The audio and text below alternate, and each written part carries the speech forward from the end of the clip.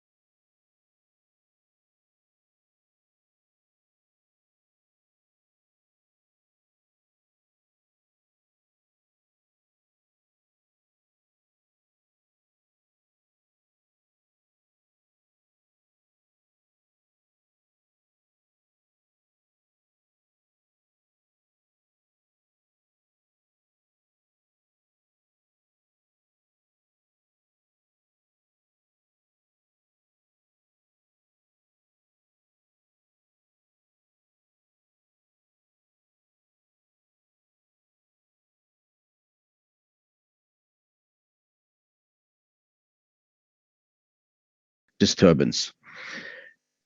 As I mentioned before, for decades in literature, scientists document the negative consequences, the ecological impacts, amongst others related to the soil compactions. We have a change of structure, of chemistry, of physical properties. We see the loss of organic compounds, of biomass in the soil, biotic activity related to increased carbon emissions, changing the infiltrability of soils, and then also like the impacts on the plants growing hereafter, meaning that the root formation is hampered, can be hampered, and even some diseases and tree growth would be loss of tree growth would be observed afterwards.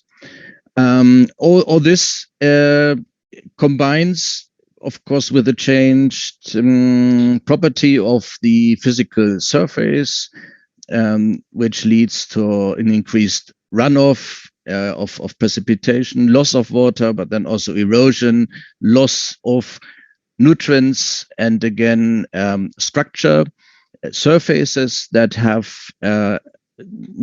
other thermodynamic properties, heating up a lot, drying out, causing hot air, lifting, and processes which are called advection, and very dry air that steals humidity from the wider landscape. And of course, all this has impacts on biodiversity on all levels and across all taxa. Clearly, the soil, fauna, flora, microbiota are impacted depending on the intensity of the manipulation intensity, and also the size of the clear cuts, clearly, and also like how much biomass is retained on the area, if actually biomass is even extracted underground, if roots are kept in place, or even some above ground biomass. So what also is studied and shown for different biomes, actually, I don't have the time to differentiate here between boreal, temperate, and other biomes where we have clear cutting, but the main message is pretty clear and the same, so that often over time the regeneration is hampered as well, especially if the areas are completely cleared and cleaned, almost, I want to say. So when a dead wood is completely extracted, there are structures that are missing that normally would promote like the growth of the seedlings and protect them from microclimate extremes, or even from browsing by wild animals. As I've mentioned before, the temperature regime of these sites is ever more studied and becoming ever more interesting in times of climate change. And here we know a lot now about the forest, intact vital forest, providing cooling during heat waves, a buffering of temperature and humidity regimes, and clearly these ecological functions are lost once we get these clear cuts. And again, the effect would grow, and I assume in a non-linear way, with the size of the clear cuts. Let us have a closer look at these problems. We ourselves did a study, well, outside the EU, but this is European boreal forest in Arkhangelsk region in Russia, where it was possible to quantify the effects of clear cutting, for example, related to microclimatic parameters, where we saw that hot days doubled and extreme temperatures were reached, and clearly the relative cooling and buffering capacities were substantially reduced by these clear cuts. In the same area, by the way, we saw also dieback in forest beyond the clear cuts, and where there was certain evidence that the vulnerability is increased of the forest, maybe on a landscape level, even beyond the clear cut. So there might be not only the direct impacts that we normally observe, directly related to the soil, microclimatic change, loss of vegetational structure, and so on, but also going beyond a secondary and tertiary dieback potentially being triggered by the clear cuts. And in this context, again, like the microclimate situation might be very relevant when we look at these areas on hot days. Here, this is an example with a drone, an infrared camera showing temperatures from below 19 degrees, the dark colors on the right-hand side, up to 36 degrees Celsius, almost the yellowish colors. We see the fine scale differences where we see any green patch, any grass makes a difference, trees make a difference. Also dead trees can limit the heating of such an area. Satellite imagery and corresponding technologies allow for quantifying the heating of the landscapes due to clear cutting. This is an example area from Hesse in Germany, where it's relatively interesting to look at different land use types, including some small urban areas, agricultural fields, as well as forests of different ages and clear cuts of different ages. So the numbers on the colorful map indicate the year of the clear cutting. So 9 means 2009, 14 would be 2014. And the colors indicate the relative temperature, meaning whatever is yellow, orange, or red is an area with the temperature above average, and bluish colors indicate below average. And we see that once areas are clear cut, they can be like relatively hot for many years, 5, 6, 7 years.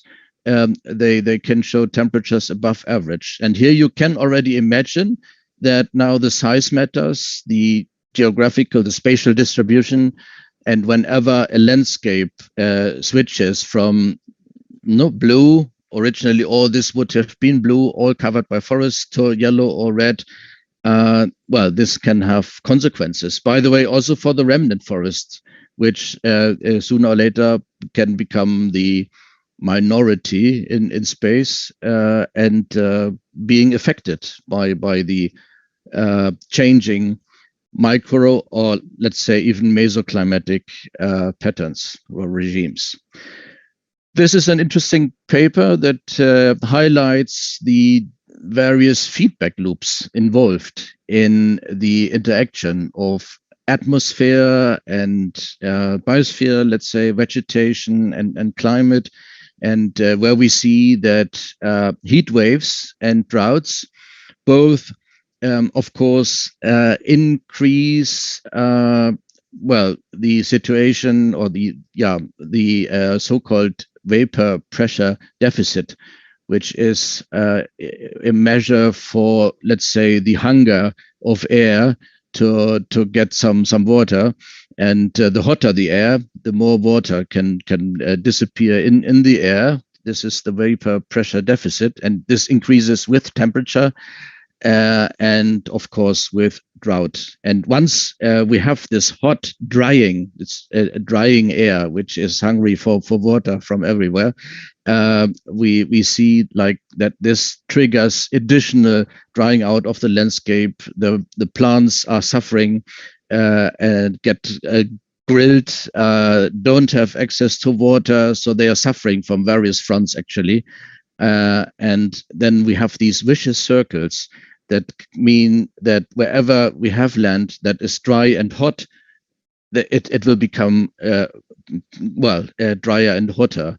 And this is not very much taken into account so far, not even in the climate models. There is always a problem with predicting precipitation. As we know, temperature change is relatively clear, but precipitation change is difficult. And maybe the reason is that actually the complex interaction with the vegetation is not completely understood or not integrated into the models. When we have these forests that dry out more intensively, more often, and which then are also structurally poor, not like these monocultures which have grown on former clear cuts, we get a multiplication of vulnerabilities of all kinds. Vulnerability to fire, to which of course is related to ignition, plausibility, burnability, the risk of fire being able to spread within the ecosystem, and so on and so forth. So this would be one calamity becoming ever more relevant, by the way, also in countries where we were not used to get these news, such as Sweden. No, in 2018, extremely dry and hot year, a lot of fire, even in central Sweden, up north, and where everyone was talking about like the extreme and weather and the record-breaking temperatures, but maybe like the vulnerability of the used forest also has contributed to the situation. If we look only at the pictures, we see this is not closed, cool, self-regulated at a dark spruce forest, but this is a landscape which is opened up. We have a lot of clear cuts and things work together. This might have been, feasible, not a problem at all in the past, when we didn't have these record-breaking weather situations. And now, of course, we might see a switch into a new regime, new era of droughts becoming more extreme. All the data is indicating this, and then we have to think about like synergistically produced problems. We all know these climate stripes. We all know that climate change is becoming a climate crisis because these record-breaking temperatures, longer heat waves, extreme droughts, hot droughts are now shaping the presence and much likely so, much more the future. So what does it mean in the context of our forest use and especially the clear cutting practices? Like when we have these clear cuttings that change the soils, which is related then to, the capacity of storing, infiltrating water, change the vegetation as such, which provides shade, which reduces hot temperatures by evapotranspiration. So we get changed microclimate, loss of soil biota, and so on. Yes, this is a problem because then the forests become a source of greenhouse gases. This is already observed and measured. So clear cuts become a source for many years, something that has to be taken into account when we talk about carbon accounting and so on. So careful with that. And of course, if then the regrowth is changed and the regeneration capacity of ecosystems, the resilience is critically reduced, we get a midterm or long-term loss of forest, and we lose ecosystem services, especially the regulating ones related to the, for example, buffering capacity, which is so important now in times of climate change. And now we get into synergies, escalating effects, and feedback loops again. So if then forests are also becoming more vulnerable to extreme weather and fire and so on, we have more calamities leading to more clear cutting, to more salvage logging, and here we go. And then I see the risk of a downward spiral of clear cutting, forest loss, and climate change. This is something we have to stop. And here we can think what can be stopped in the short term. It's possibly only the clear cutting. Thank you very much. Yes, thank you very much. That was great. You stepped in with really clear images of clear cuts, and also the effect that we can see, not only local but also global. And I think you made really well the connection between this small scale decision we have to take. For instance, as a forester, I own a forest. I have to produce wood, and how can I do it? Maybe I think it's just a local decision, and I see the traditional school I come from, and I do it. But you showed really well that all the choice of which species and which kind of forestry I will do is in fact changing the future also of all forests, because it's participating in a way to worsen climate change, biodiversity loss. So forests are both. They are the actors of, it could be a solution, because we know there is a great storage possible in the biomass, in the trees, but also in the soil. At the same time, they are already now really hard victim of the climate change. So it's really difficult in this change, in this time, which are changing, to have the good regulation, because also foresters are entrepreneur or have businesses, and they have to deal with this complication. So thank you very much to making the point. And now we will step to our first panel, and I invite the guests also to have a really precise question to Professor Ibisch. I can take it after the panel if you have one. And I will step now to our first panel with inviting Erik Sollander, Senior Policy Specialist from the Swedish Forestry Agency. As we know, in Europe, we have 6 countries. When we see the coverage on forest, they have 2/3 of all EU forests. So that's Sweden and Finland. That is France and Spain and Germany and Poland. And so we're really pleased to have you here on board. We have seen a few extract of Middle Sweden, what is happening there. The next guest I have for the first panel discussion is Damien Marage. Bienvenue. He is a professor at the University of Franche Comté. He is ecologist and geographer, and the focus of his research also examine ecological, social and economic interaction to understand the system dynamics, with a focus of the role of vegetation for this advancing equity, climate change resilience and sustainability. So a warm welcome too. And we have Jana Ballenthien.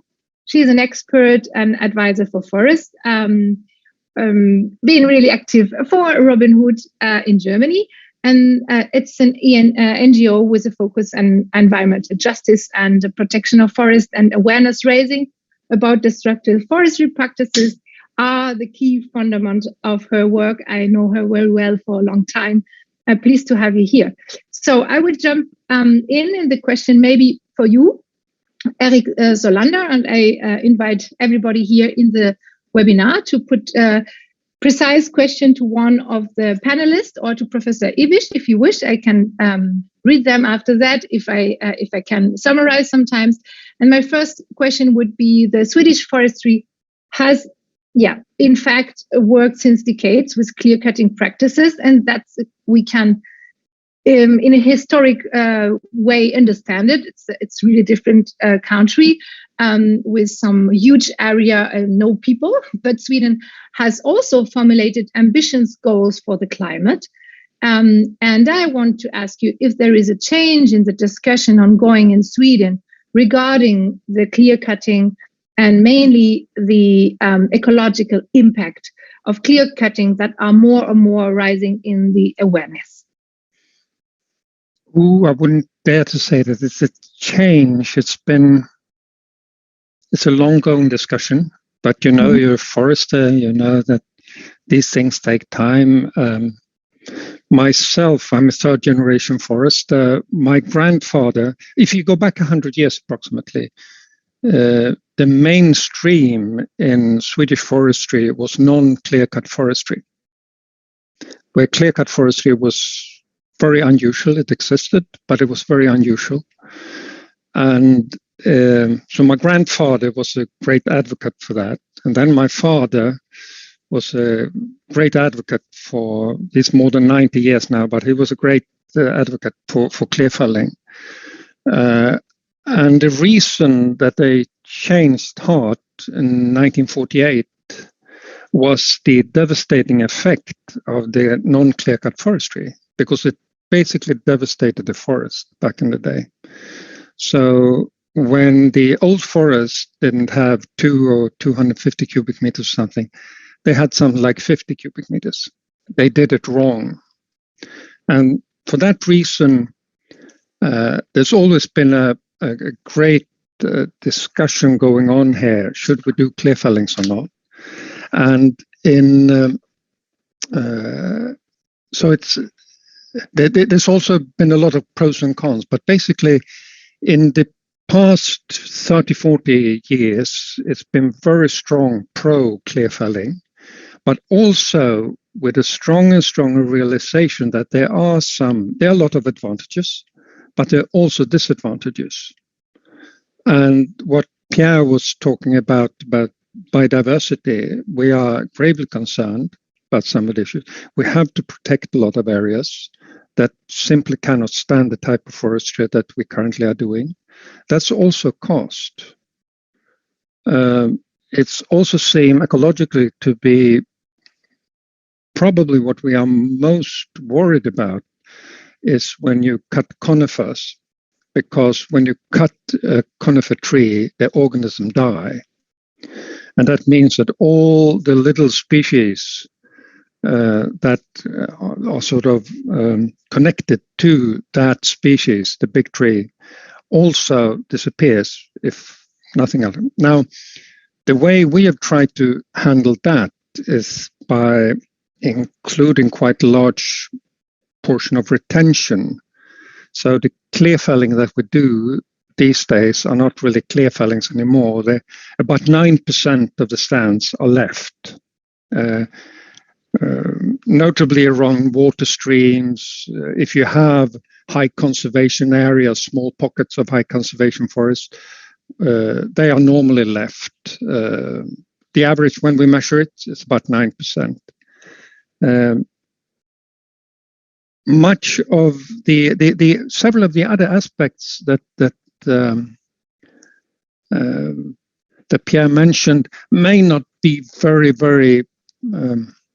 I'm not so worried about soil compaction. Really, we have more rains since the last ice age. It's not really a problem from that point of view. It may be very difficult if you go into organic soils, peat soils. You need to be very careful. You can virtually only do things there when you have frozen grounds, and we get less and less of that. So that's going to be a problem.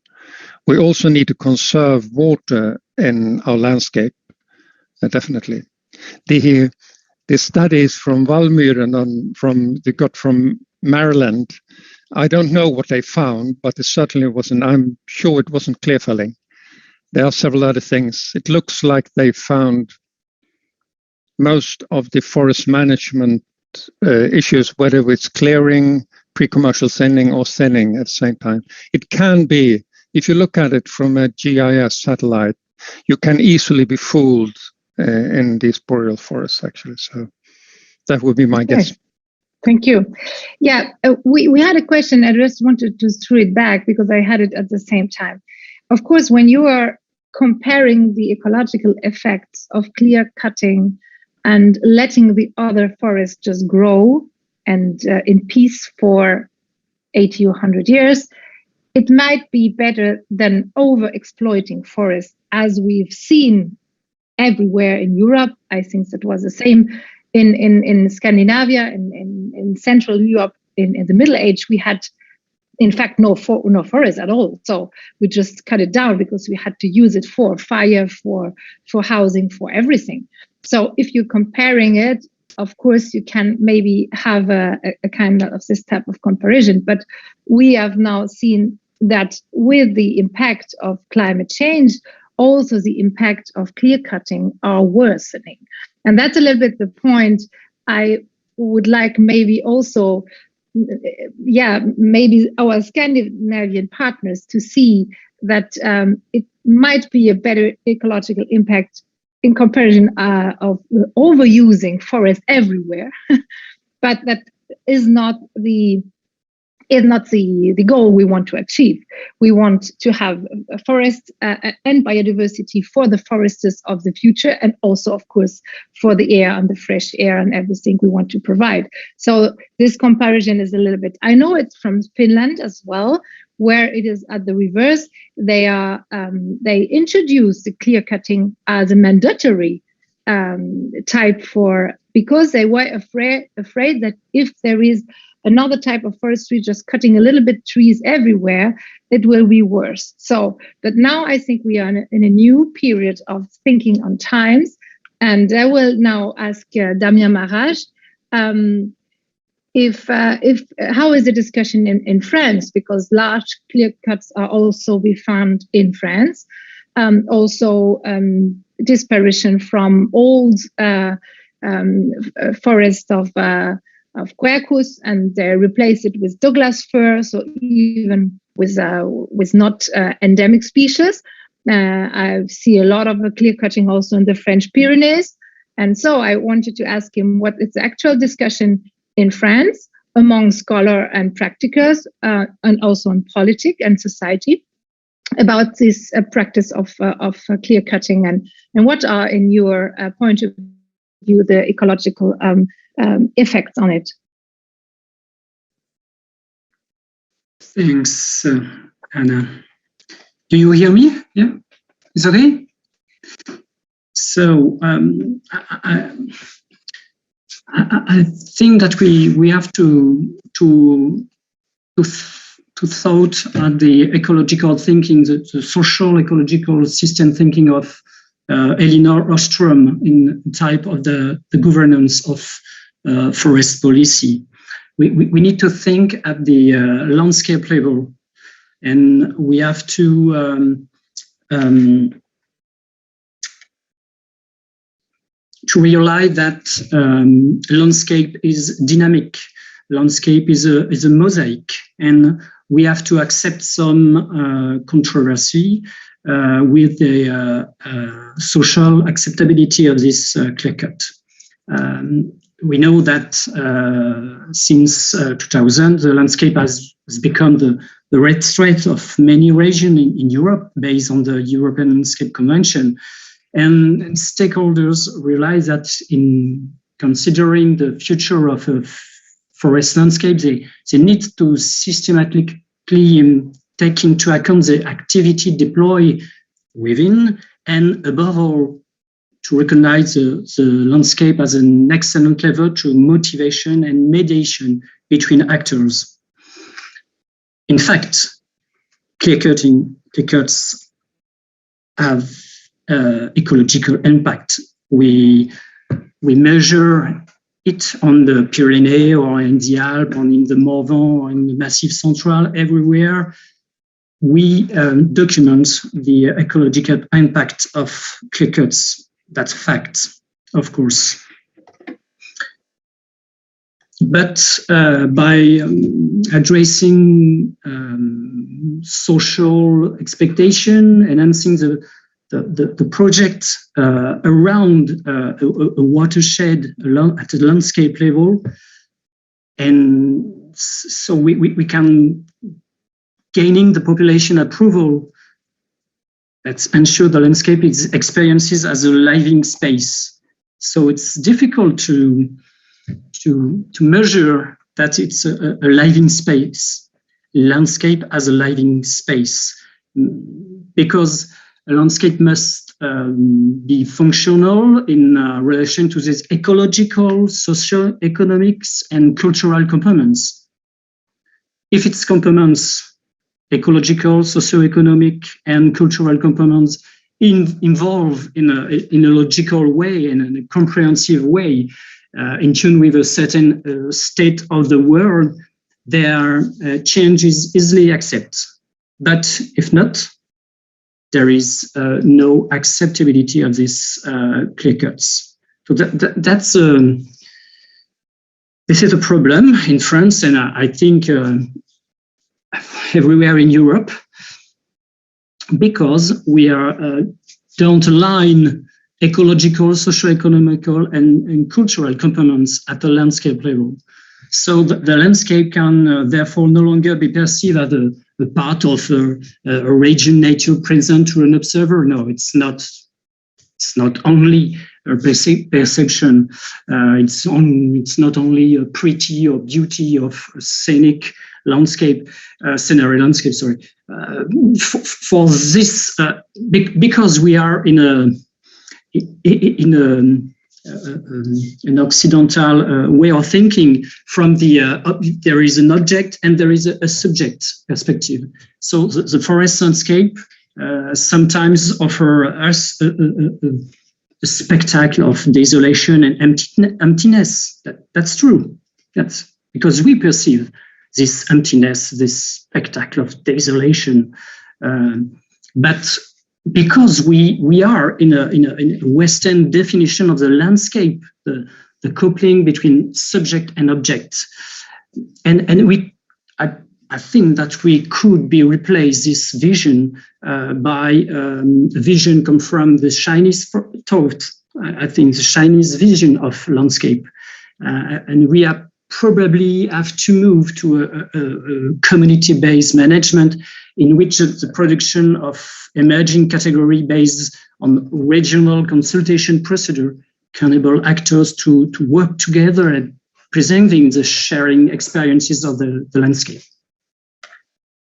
Yeah, thank you for this point. I think that's true, but we have to think on the one hand on the fact-based result we have, and on the other hand, and we cannot be beside that the political makers is we have to see what our population want.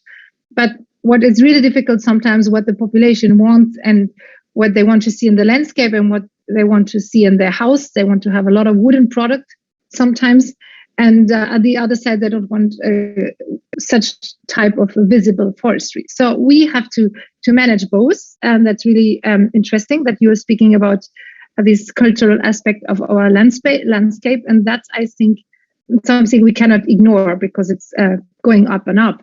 And I want to ask now Jana to step in, and maybe I want to ask her as a first question: how is your reaction when you see the pictures from Professor Ibisch, and how is your reaction to the difficulties you see to regulate forestry in European country? Do you think that how the discussion is evolving, and what is the actual European position on this ecological effects? We all now know, but we maybe have not enough facts just to have a fact-based discussion. Well, thank you for your invitation to this event. I'm really happy to be here with you today. This is a really global question. I can tell you something about Germany and something about Romania, but if you ask me this, then I'm really happy to tell you some of our demands and what is my impression now from these pictures we saw. I would say it was really interesting to hear the input of Erik Sollander, because it's really hard for me to deconstruct all these pictures he constructed in this short time, but I have this question: should we really do clear felling with these hard measures? This is a new point, which Pierre Ibisch also said before.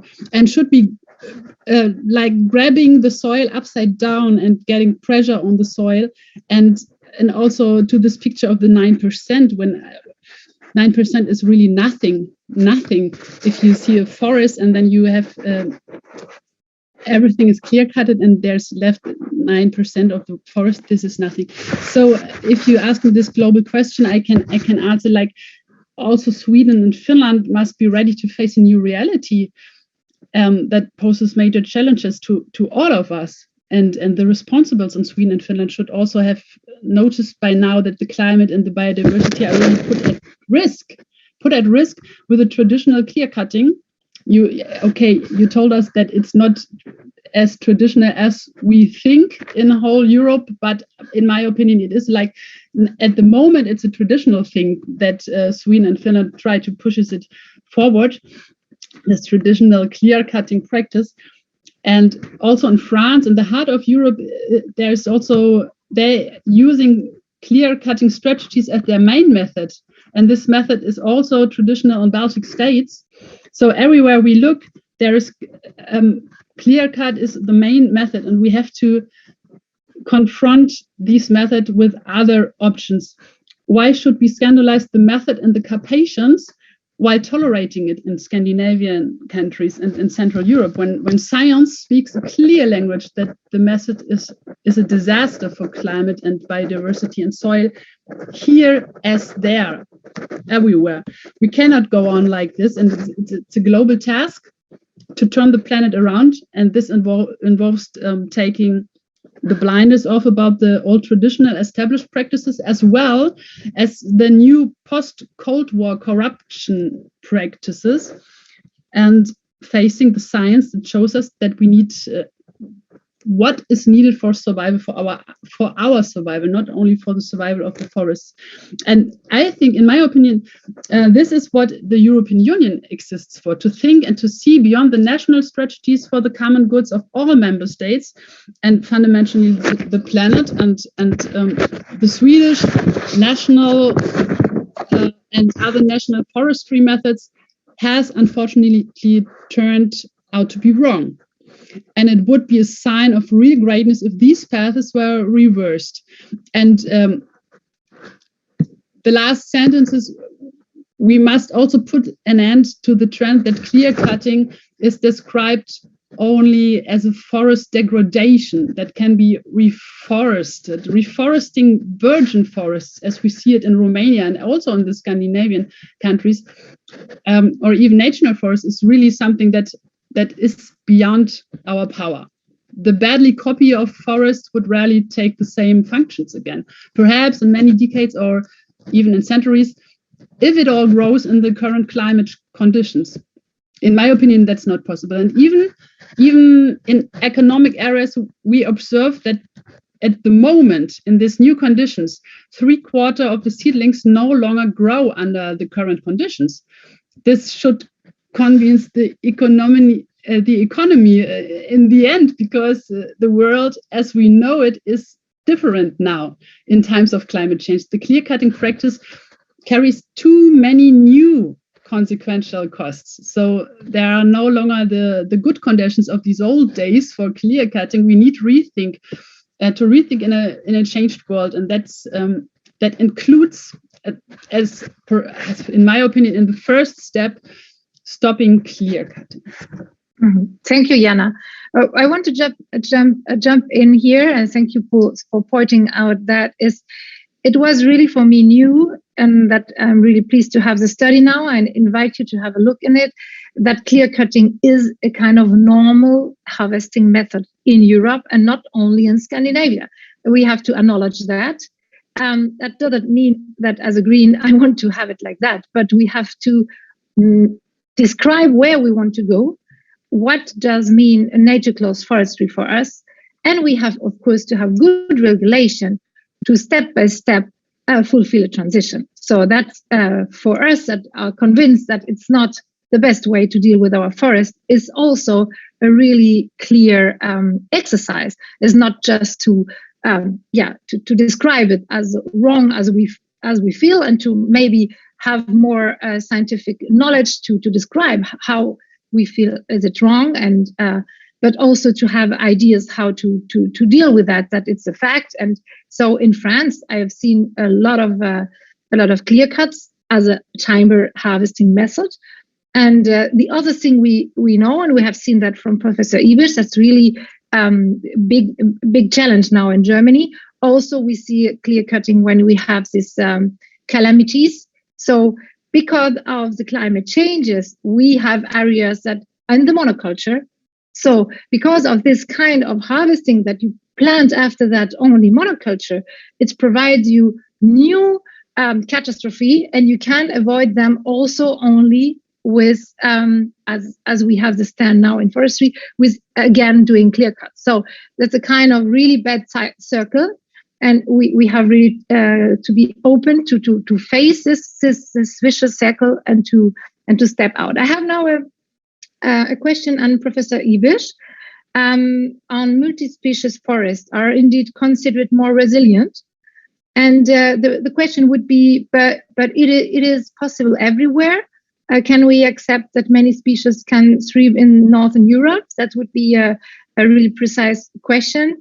And the second one I had is how best to deal with the trade-offs between forests as a part of the ecosystem for retaining, attracting rain, and the different use of wood. Forest as a form of investment, commercial forest, wood pellet, firewood houses, paper and packaging, and on the other side, the ecological topic. Maybe you want to take these two questions from our public here. Thank you. Thanks a lot for giving me the opportunity to speak again. Maybe rapidly, just I wanted to say to Erik Sollander that we really have to stick to the evidence.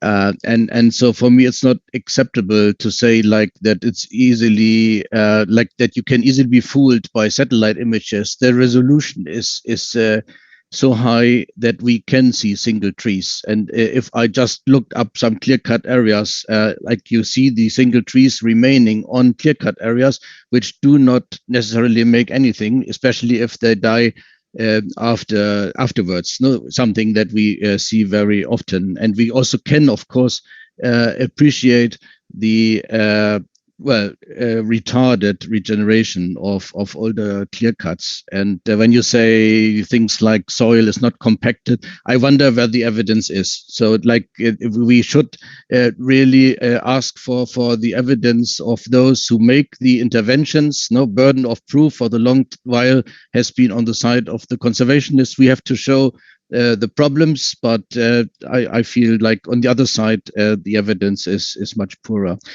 So regarding the species, of course, it's not in biodiversity about having always as many species as possible. Sometimes nowadays we feel it's the best solution to get species from all continents and plant them together. Intact forest ecosystems, they work differently. They are healthy when we have an integrated system, and when like these species that co-evolve together, that build up these complex networks, can function when we have the intra-system connectivity. And this is the main problem. It's not about only the species. And of course, in Sweden, we have less species than in Germany or in Italy, but always more than one. Of course, it's not only spruce, but maybe the bigger problem of these clear-cutting, even-aged management system is that we have also a complete lack of structures. So you don't have trees of different ages, you don't have better diversity, and so on and so forth. So I feel that the species diversity as such is not the main problem. Having said this, yes, boreal forests are more vulnerable than others, clearly, when now the climate change happens very rapidly. So we have to be afraid of or have to worry about potential scenarios where like there comes a killer fungus and one or two species have problems. Therefore, we would have to manage even more carefully these systems where we have a naturally lower species diversity. Trade-off was the second question between forest resources, economic resources, and the regulating ecosystem services. I would say, well, first, it's easy. maybe we can come to an agreement across all the different cultures and disciplines. We want to see forest in the future. Yeah, and this is the primacy, which I would call always the primacy of ecology. First, the forest has to function. First, the forest has to show that it can cope with the rapid and dramatic changes now, which are upcoming or which we are already observing. And then, second, we can decide what to do with the trees if they grow. If they grow, if the forest produces, we can harvest a certain amount of the biomass. But I very much recommend to do this under a careful adaptive management, meaning always looking at the consequences. And I would not be surprised, or like it's my hypothesis, like with every degree Celsius of warming, we will see that the forest will tolerate less extraction of biomass, because we need, or the forest needs ever more biomass for self-regulation to cope with climate change. And so there is no absolute amount of biomass that can be harvested sustainably. All these sustainability definitions, they even have to be adapted now to rapid climate change. Yeah, thank you, Professor Ibisch. I think it's a really good point. We have to underline that all the time. As a forester, I know that it's a common knowledge that we have that carbon is synced in the forest biomass, and if we use it as a building, we will storage it. And so we have now kind of a lot of new architecture and so on saying, yes, we need more storage of forests. So let's cut more trees. But at the same time, we see our ecosystem are more and more fragile on the way we are dealing with them, managing them, but also on climate and biodiversity loss. All the spark beetle are also linked to a poorness of ecosystem in a way that we provide.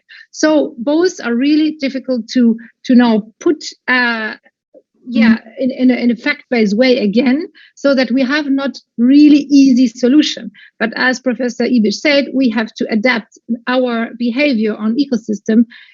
When we do not, we see the result in these calamities, and we are really trapped in the system. So, and that it's not that we want. So I just had a last question for Erik Sollander being here.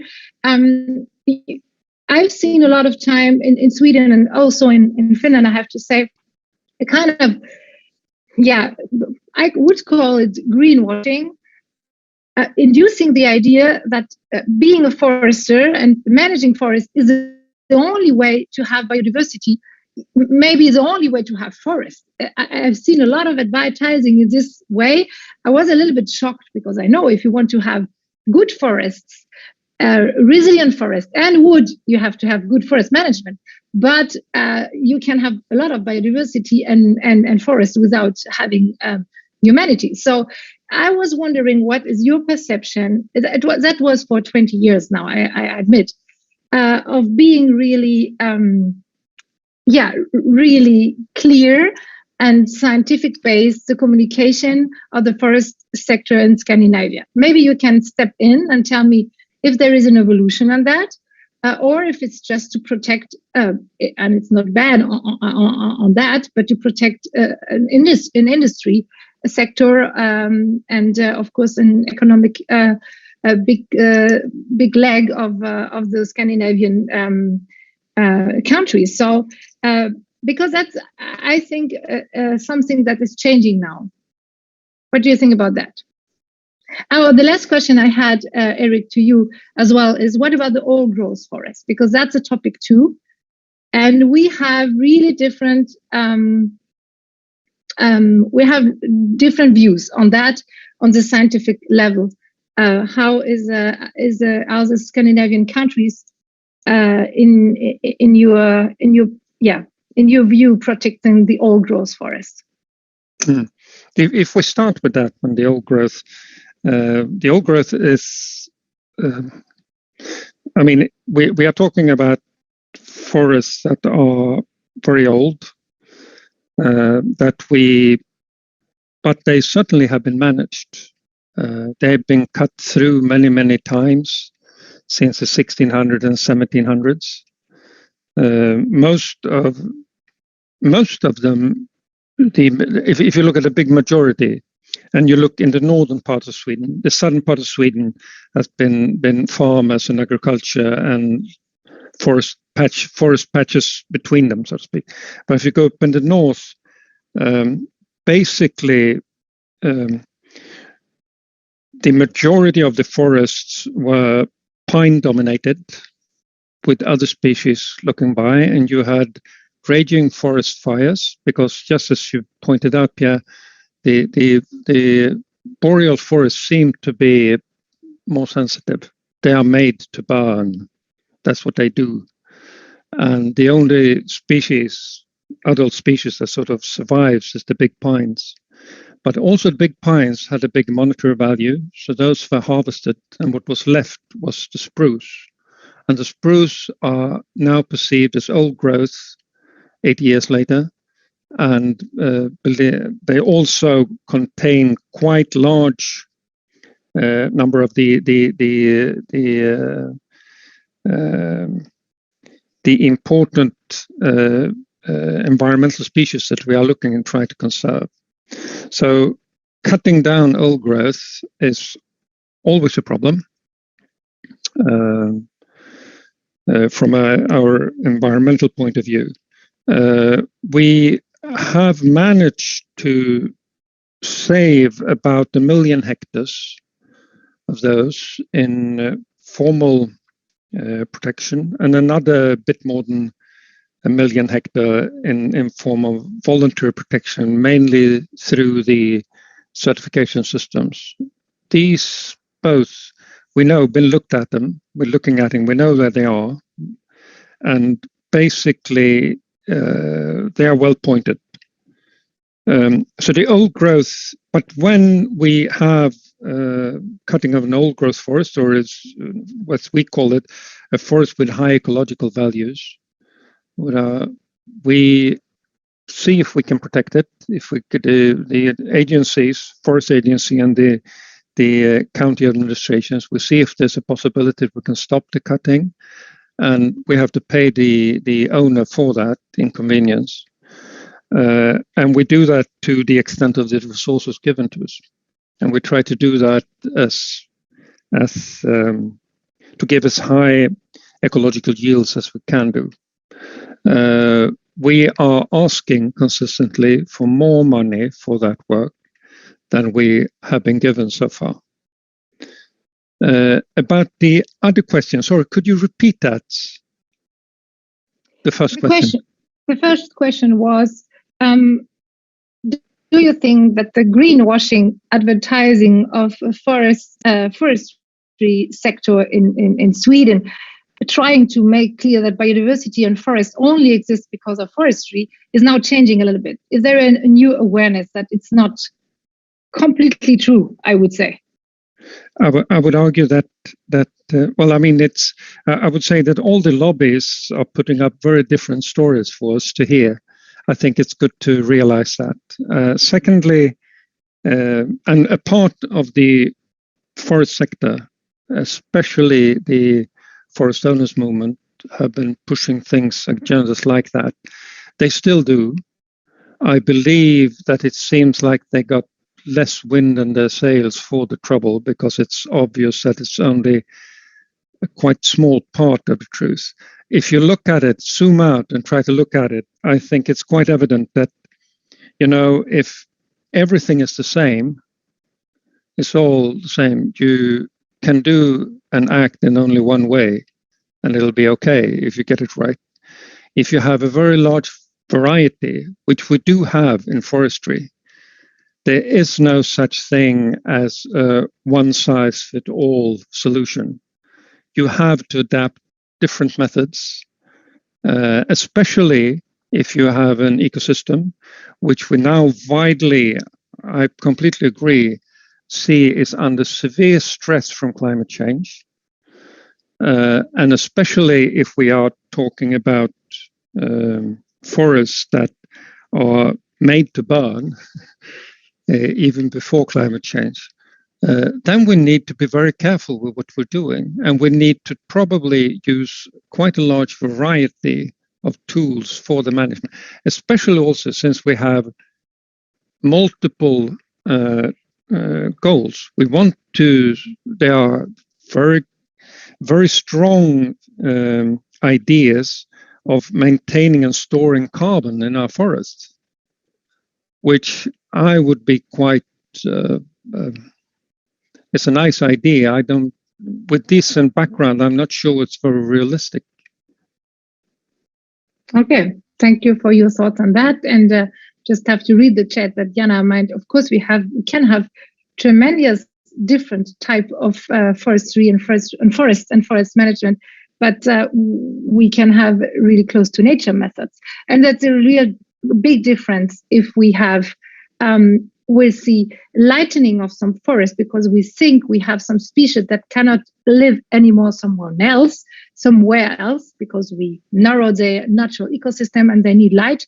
But it's really different to use that as a normal harvesting method everywhere. That's a big difference. I think we have to point that out, that sometimes you have to do lightening or even small clear cut for really specific biological method.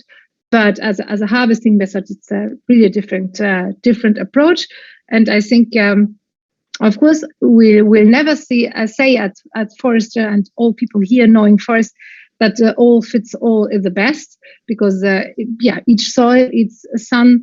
But we can think about nature close forestry minimum standards, because that would be, I think, a really interesting discussion. And I want now to give the floor to our next speaker. That's Bernd Wippel. He is managing director and head of forestry division of the German think tank Unique and Land Use, and as an expert in forest-related economic and strategy issues in both national, so in Germany, and international context.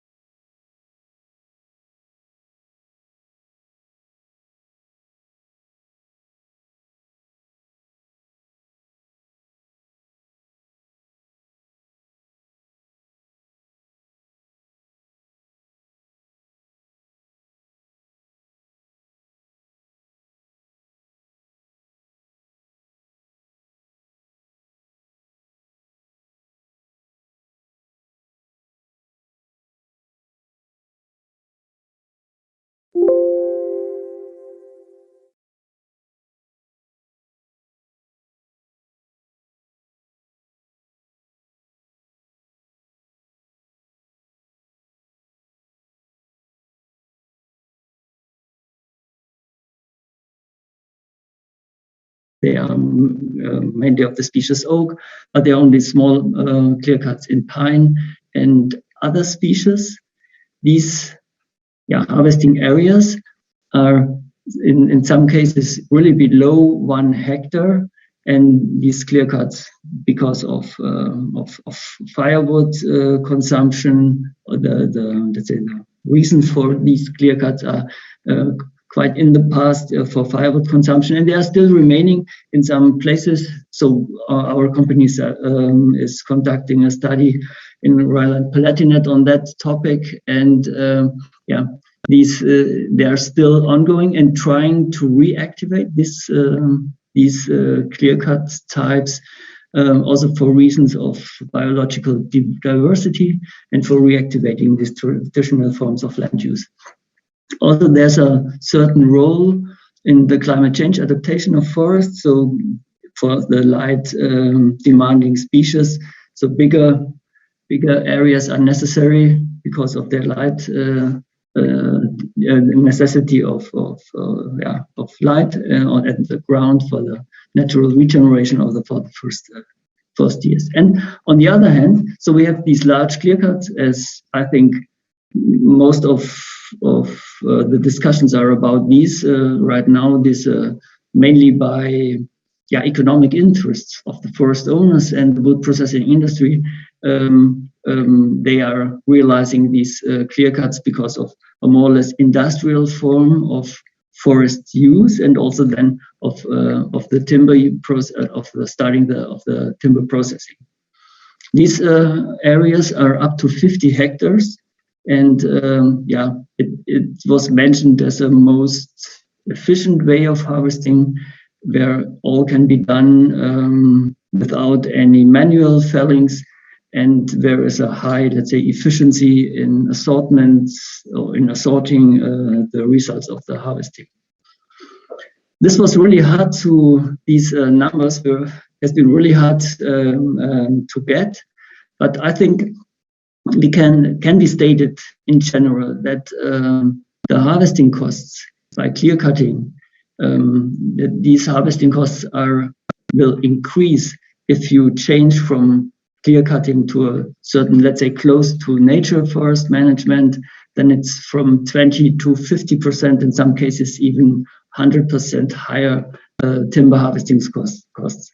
So we had some experts here, and we had some literature studies done. But I would say it was really quite difficult to get these numbers, and it's always related to a certain site, to a certain scale, to certain methodology and technology used for the timber harvesting. But that it's take like that it's about 20 to 50% higher cost if you leave this clear cutting and go for a close to nature forest management in terms of timber harvesting.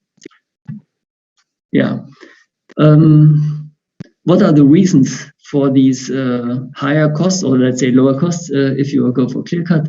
Then it's clear that the machinery used with this bigger amount, there are scaling effects in the transport of the machinery, in the use of the machinery, in all this planning of such a site, harvesting site, and also with regard to the loading operations and the transport.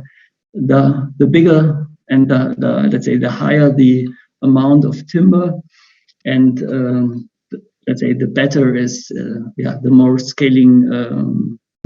scaling efficiency could be realized, and the operations can be planned and carried out in a way that's at a very low cost.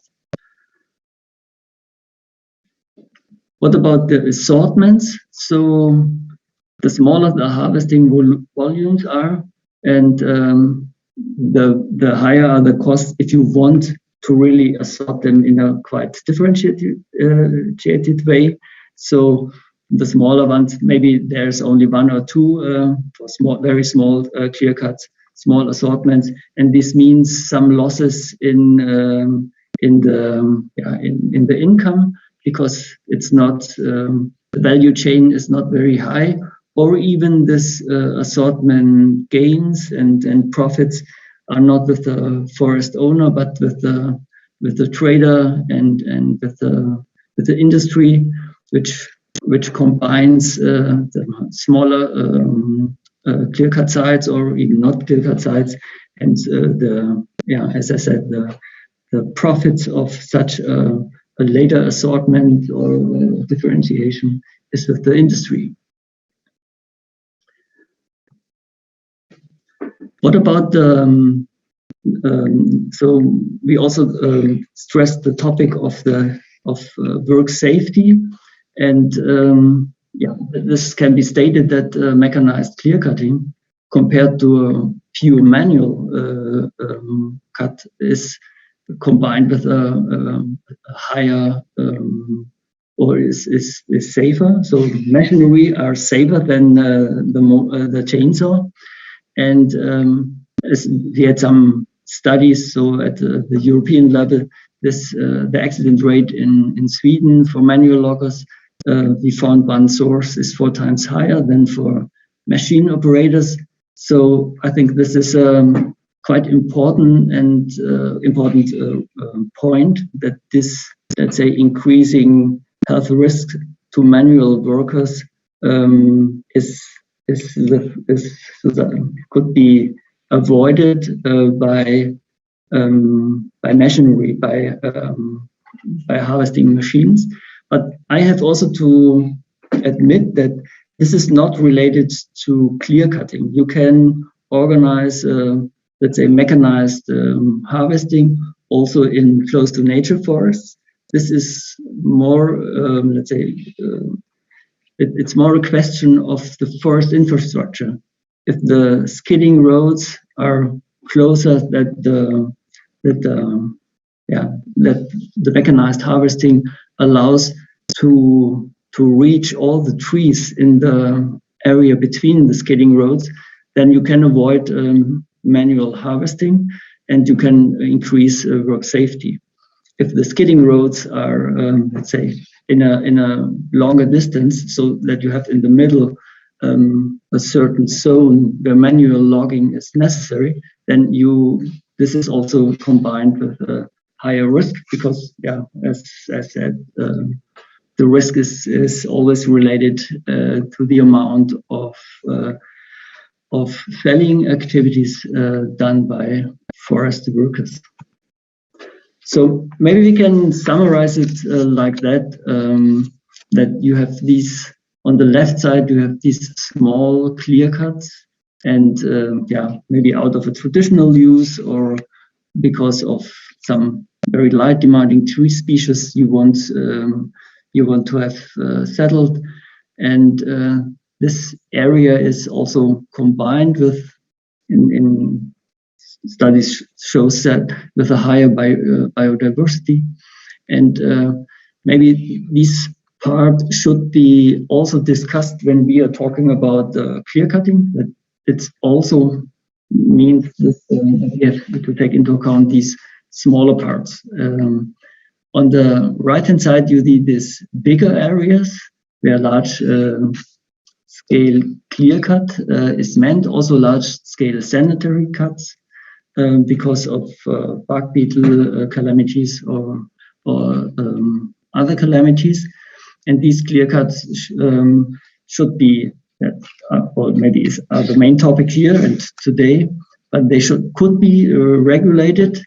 But all in all, we have to take into account that we are talking about forests and about third-party ownership, and we have to find, in my opinion, a good way that it's not allowed to privatize profits and to socialize losses because of degradation and losses in biodiversity, but also maybe to set incentives to come to some regulations which is acceptable for the forest owners and which is also, let's say, acceptable for the society. So I think in this middle part, in my opinion, it's the biggest need for discussions and finding agreements, how to manage this, and how to avoid clear-cut as much as it's possible, but also have in mind that work safety is a real topic and should be clarified in the forest, but maybe not only for clear cutting, but also for the close to nature managed forests. Okay, I think with that I'm fine. I'm within my timeline, I think, and yes, I'm open perfect for discussion. Thank you very much, Bernd Wippel. Really interesting to have a look on what would it change, also on not only an economic but also on a work safety regard. Thank you for your input. I have a few questions in the chat, and I want to jump in maybe with a little provocative thesis. As I am in the Agriculture Committee here in the European Union and European Parliament, beg your pardon, and in the Transport Committee, we have several discussions on jobs, and they are pretty funny if you're jumping from one to the others. When you are making the transition from a conventional engine to a battery electric one, but we think it's a good stuff, but it's not the discussion today. We have all parties and of course everybody saying, but we are losing jobs because it's easier to do battery electric engines than the engine combustion engine. In the forestry or in the agricultural sector, when we want to go closer to nature, we need more jobs. And it's also a problem. No more job, it's not feasible to do it for the industry. And that's a little bit of difficulty. If we are aware as a society that we want changes, deep changes, that mean in some sectors, maybe we are going to have less jobs because the new steps and the transformation will make it easier. But otherwise, in other sectors, maybe we need more jobs and we need more people doing nature to close forestry, for instance. So it's just a little bit provocative here, but I want to jump in with that, because in both cases, if it's not exactly the same number of jobs as the sectors are complaining. So we need to have ideas to do the transition. And if we think that we need sometimes more jobs, we have also to jump in education, making maybe the jobs more attractive, more known, and of course, safety is a big thing. But I think we have a new generation really aware that they want to have jobs that make sense. And so when we are in the forestry sector, maybe speaking about a huge transition that is needed for saving climate, could be that we also have a new potential for workers that we had not before. It's not for sure, but it could be. And I have here a question from the audience.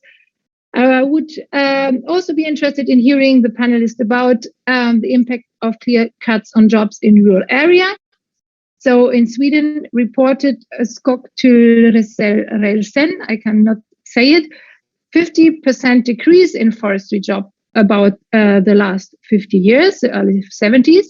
And such a decrease does not seem to be a reason for increasing protection, but the technological development, because it's more mechanized than before. What do you think about that? So as you said, so maybe one sector gains and the other sector loses jobs. In general, there are less jobs in the forest sector, less not in the forest sector. So in timber harvesting, it's the same as in agriculture, and I think it's the whole value chain is really increasing with regards to wood construction and increase in wood construction. There are quite very attractive jobs in Holzhausbau, as I said, in wood construction, because it's a very intelligent form to use wood on a high level. It's not some kind of a block house, but it's really this very intelligent forming of building new wood quartiere, neighborhoods in forest, and there's jobs increasing. Right now, there's really So the sector is really missing qualified jobs. They are searching for personnel, and I think this purpose you spoke of. This is quite with the forest, and I think close to nature managed for forests. Delivering timber for such purposes, it's a great thing for quite intelligent jobs. Jobs. Yeah, that's a good thing. We have to acknowledge in politics. And maybe a last question, and we go to our panel on that. Stepping it. Oh no, we have of course. Sorry, no, not the panel. We have first our next speaker. But I had just another question. Maybe to the panelists. I will save it for the panel for after you. I'm really happy to welcome Professor Metodi Sotirov, the next speaker. He is a senior researcher and associate professor at the Institute of Forest and Environmental Policy at the University of Freiburg, where I studied, but that's a long time ago. We never met at that time. He was also involved in the research and writing of the study we present today. And he is an expert in environment and forest at the European level. And Professor Sotirov's research focuses on the trends on interdisciplinary sustainability analysis, as well as the importance of an intelligent interplay between academia and policy making. So you're perfect here for this interplay today, and I give you the floor. Thank you very much to present us your remarks and your results. We're leading now to the question, as we see there is difficulty with clearcut, what can we do at the regulating level, at the level from Europe and from the national state? We are really pleased to hear your analysis. Thank you. Thank you. Welcome everybody and good afternoon. Thank you, Anna. Thank you, Mr. Deparnay-Grunenberg, for hosting this excellent webinar on this very important day, May 9th, the birth of the European communities and the birth of Europe. And I'm really honored and really pleased to be able to speak to this wider audience. So I'm really pleased to see here distinguished guests, professors, and colleagues of mine. I hope that quite some participants are still with us and are going to contribute to the discussions. So thank you for your kind introduction. So my job is not that easy because basically I'm entering very normative, very tough questions. But it is actually my job to at least analyze them and present you and the audience with the best available knowledge about the status quo and policy options as regulating clearcutting in the EU. I was part of this study. I worked a lot with UNIC, with my colleagues, Bernd Wippel's team. And we had great discussions during this implementation, and I have to acknowledge here the contribution of very many national respondents that I'm not going to personally name here for ethical and private data protection reasons, but I really like to thank them for contributing to the insights of this part of the study. And I have to say here that while I'm speaking here on behalf of the University of Freiburg, the majority of the work was done through my in my free time as a freelancer. Right, so let me give you, I hope you see my slides moving on the screen. So this is a short outline of my presentation today. I would like to firstly introduce you to the policy and legal framework at both the EU and the national levels. So these are points 1 and 2 in my presentation. Then very quickly, I would like to kind of draw a short summary of the scale of clearcutting in the EU and beyond that, to know where we are in implementing some of our very ambitious goals. And in the concluding part of my presentation, I would like to give you the state-of-the-art knowledge as regards possible policy options for the EU and national levels of regulating clear cuts in Europe. And I'm going to summarize all my findings, results in the last slide. I'm going to skip this very quickly because basically you, Anna, made a great job highlighting these issues. We know that forests are multifunctional in Europe. They cover 40% of the European territories. They are important for timber production, for climate protection, for biodiversity conservation, for recreation, and many other services. But we know that climate change, biodiversity loss, and partly also intensive forestry practices, they are posing challenges to forests and their ecosystem services. That's why, and this is what you already presented already, the EU and the member states kind of adopted together the European Green Deal, also the EU Biodiversity Strategy to 2030, also the EU Forest Strategy 2030. There is a new nature restoration law coming in. Also, there is existing EU nature directives existing, and more or less all of these EU policy contain normative policy objectives of a transformation towards enhanced biodiversity conservation, climate protection, and sustainable forest management. So, at the expense of simplification, all of these policies advocate against clear cutting and in favor of biodiversity-friendly, close-to-nature forest management practices in the EU as a whole, but also in its member states. Now, my job in the study was to analyze the status quo in terms of the policy and legal framework at the national level, and to look and understand how clear cuts are currently regulated. And basically, we found out that there are at least 3 different types of countries or regulatory approaches that can be found in Europe. So the first one is this is a regulatory type 1, where there is a clear cut legally set in the national laws. So countries like Bulgaria, Italy, Slovakia, Slovenia, and Switzerland, they legally prohibit clear cutting, and there are only few very limited exceptions of this prohibition ban, of this prohibition, clear cut prohibition, mainly based on ecological or socio-ecological grounds. And this is quite an interesting similar approach to the management of clear-cutting bans in native public forests in New South Wales, in Australia, in New Zealand, with some expansion in South Africa. So there is another regulatory type of countries where clear cuts are legally allowed, but they are subject to various clear cut size limitations. So countries like Austria, Belgium, most federal states in Germany, the Netherlands, but also many Eastern European countries like Czech Republic, Estonia, Latvia, Lithuania, Poland, and Romania belong to this group. This is another approach which is quite similar from an international comparison point of view to the clear-cut size rules in Chile, Victoria, Canada, and Western Australia. And yet there is a third, last regulatory type where no clear-cut limits apply.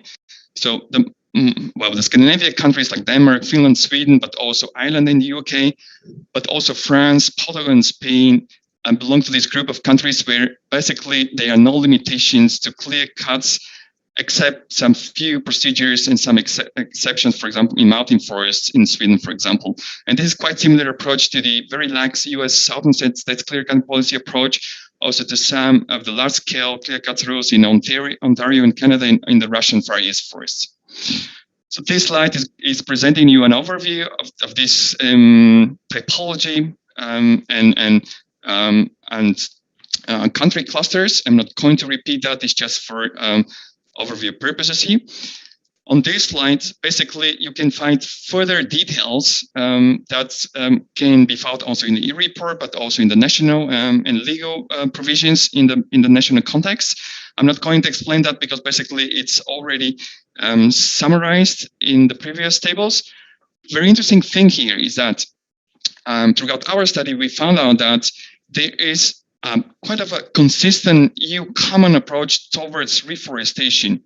Despite the fact that there is no common EU forest policy, there is no legally binding EU forest policy, there is still a kind of coherent national legal framework as regards reforestation. So they are in most of our European countries, reforestation is really mandatory after clear cuts, either after final fellings or after calamities or after some other events. basically there is obligation to reforest, to restock the damaged or the clear-cut forest within a certain time period, mainly 2 or 3 years, which basically is not always consistent with biodiversity conservation goals, which more or less are saying that you need to let nature be nature and don't really a forest right away. This is probably quite coherent with an old understanding of sustainable yield and sustainable forest management based on economic reasoning. But I'm stop here. We can discuss it later. Now, where we are currently in the implementation of these normative policy core objectives towards closer to nature forest management and kind of avoidance of clear cutting. You see here a table that we prepared based on this famous GRC study that was published 2 years ago, based on satellite images, data, and some other Grundförderung data with some discussion from the scientific audience and experts. However, you can see that in the majority of the European countries, there is quite high shares of clear cutting in high forests in Europe. I'm sorry, I mistake the source here. My fault. This is a table a figure that we prepared based on another source by Mason et al. They did a survey inquiring the share of clear cuts in forestry in the various European countries. And basically the key message here is that clear cuts are widespread phenomenon, widespread forest management practice in most European countries. There are some differences, some exceptions here, but the share is quite high and clear cuts are really very widely presented. This is the figure that I mentioned before based on GRC study showing that basically in year 2008, the biggest part of clear cuts in the respective European countries was allocated to very large forest patches, larger than 7 hectares or between 3.6 to 7.2 hectares. Also, medium forest patches between 2 and 3.5 hectares are also quite substantially represented in the annual timber harvesting method. So, in other words, clear cuts are quite substantial part of forest management activities in Europe today. Now, the last thing that I would like to introduce to you, the different suggestions in the academic and non-academic literature out there of how you can proceed in order to regulate sustainable forest management issues in general, but also probably clear cutting in particular in the European Union. So basically, if policymakers would like to achieve these new climate, biodiversity, and sustainable forest bioeconomy objectives, the EU and the member states can consider at least 4 different policy options. So this is what the state-of-the-art scientific and expert knowledge on forest policy and multi-level governance suggests. The particular data references can be found in the final report. So basically 4 options are thinkable and possible. The first is the subsidiarity principle option. The second is the Europeanization option. The third is the community method option. And the fourth is the open method of coordination option. So few details about each of these 4 options. So the subsidiarity principle option is nothing but continuation of the current status quo as regards the fact that basically we don't have, in formal sense, EU common forestry policy, because apparently some of the opponents of a common European forest policy approach think and believe that the EU establishing treaties make no legal provision for a specific common EU forest policy. So basically, under this scenario and this policy option, the current levels of clear cutting would continue in the future, and probably we are going to see the similar beauty of different national legal and policy approaches regulating in very different ways clear cuts in Europe. Now, there is the second part of this story of the status quo, which we called the Europeanization option. You know that despite the fact that there is no common EU forest policy, still the EU has often used its decision-making and regulatory powers of shared competences as stipulated in EU treaties to legislate and implement hard laws, right? And you see here some of the basic instruments that are out there. So the EU Nature Directive, the EU Timber Regulation, the EU LULUCF Regulation, the EU Renewable Energy Directive, just probably the most prominent, most important, but not the only legally binding instruments that are available and existing in the EU that not need to be implemented by the member states. And basically, if one uses these existing instruments, clear-cut practice could be, but must not be restricted. And this can take place either directly or indirectly, depending on how hard, how coherent you implement these existing policies and EU laws, how well you manage to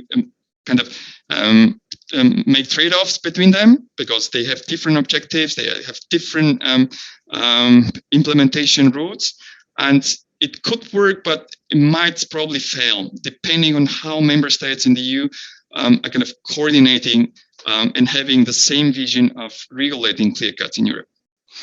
Now, what could be possible follows now with two options. So the one very kind of highly debated option is the so-called community method option. It would refer to the adopting of a legally binding EU Forest Framework Directive, which would be a policy alternative to maintaining of the status quo, something that I presented on the earlier slides.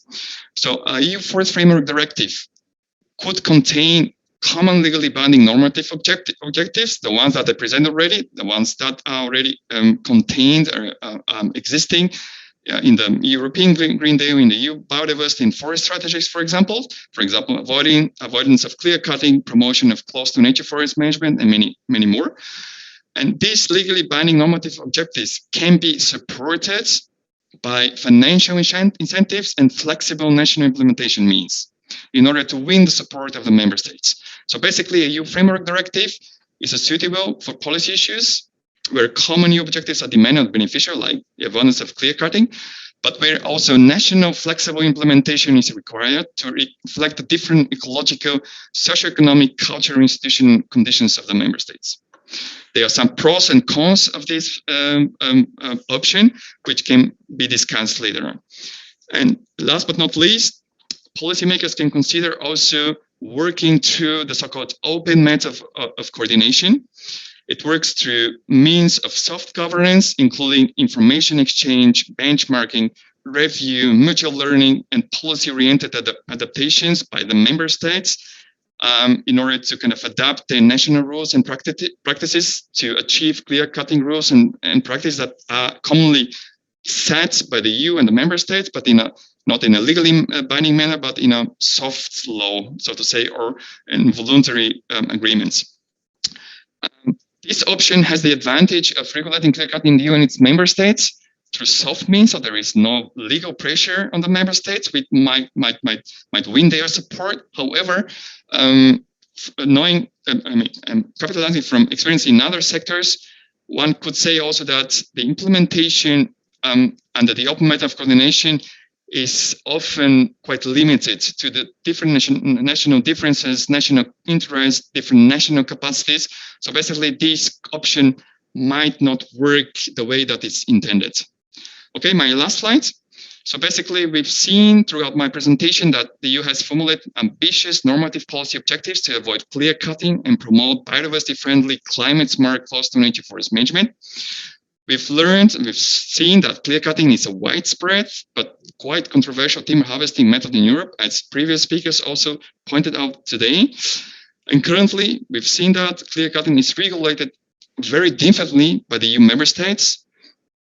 And basically, national regulations range from clear-cut bans, this is Group 1 countries, to clear-cut size limits, Group 2 countries, and to no or little clear-cut restrictions by national law.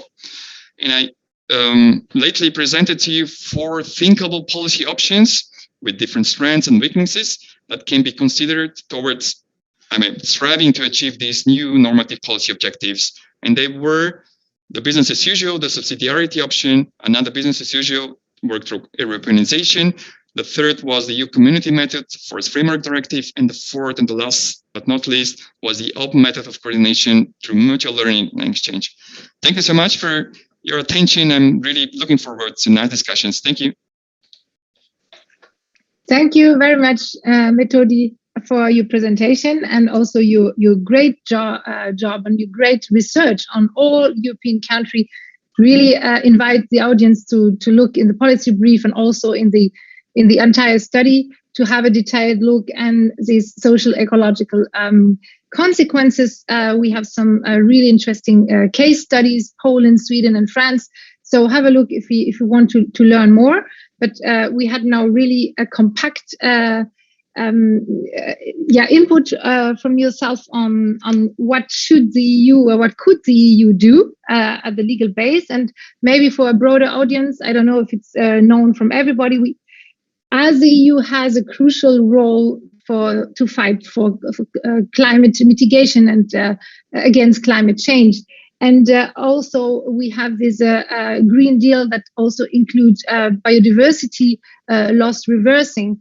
And at the same time, we have this inner market, the internal market that we want to see in the European Union. It's really difficult to explain, even that we have 40% of our land that is covered by forest, that the EU want to achieve this goal without regulating anything in forests. That's really difficult. How could we do that? And as we told it's not about saying each forester what he has to do. It's not the point. But what about some standards? What about looking for a kind of a level playing field in the inner market as well? Because if you are looking at Italy, that there's no clear cut at all that is allowed. You have severe droughts now, more and more. The forestry sector in Italy will become more and more expensive. Like we have seen that with the input from Bernd Wippel, they are obliged in a way to be more close to nature.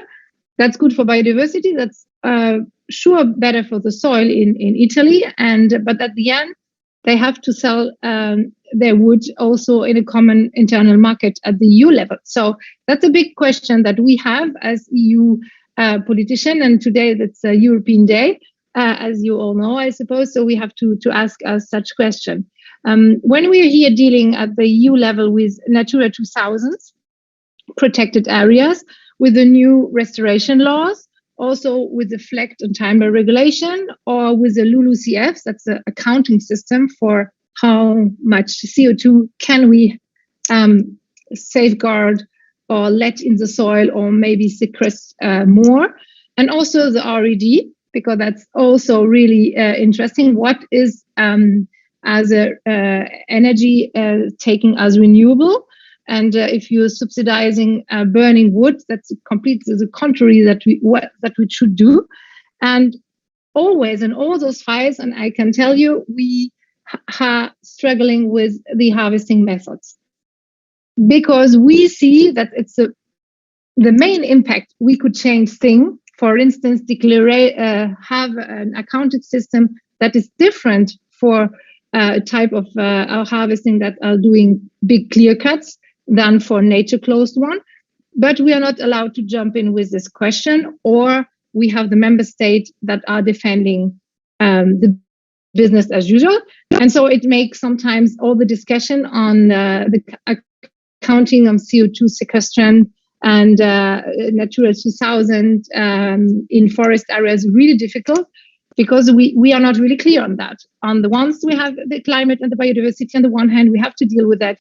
But today, the forestry policy at its core is in national hands. So we have there, controversial discussion, of course.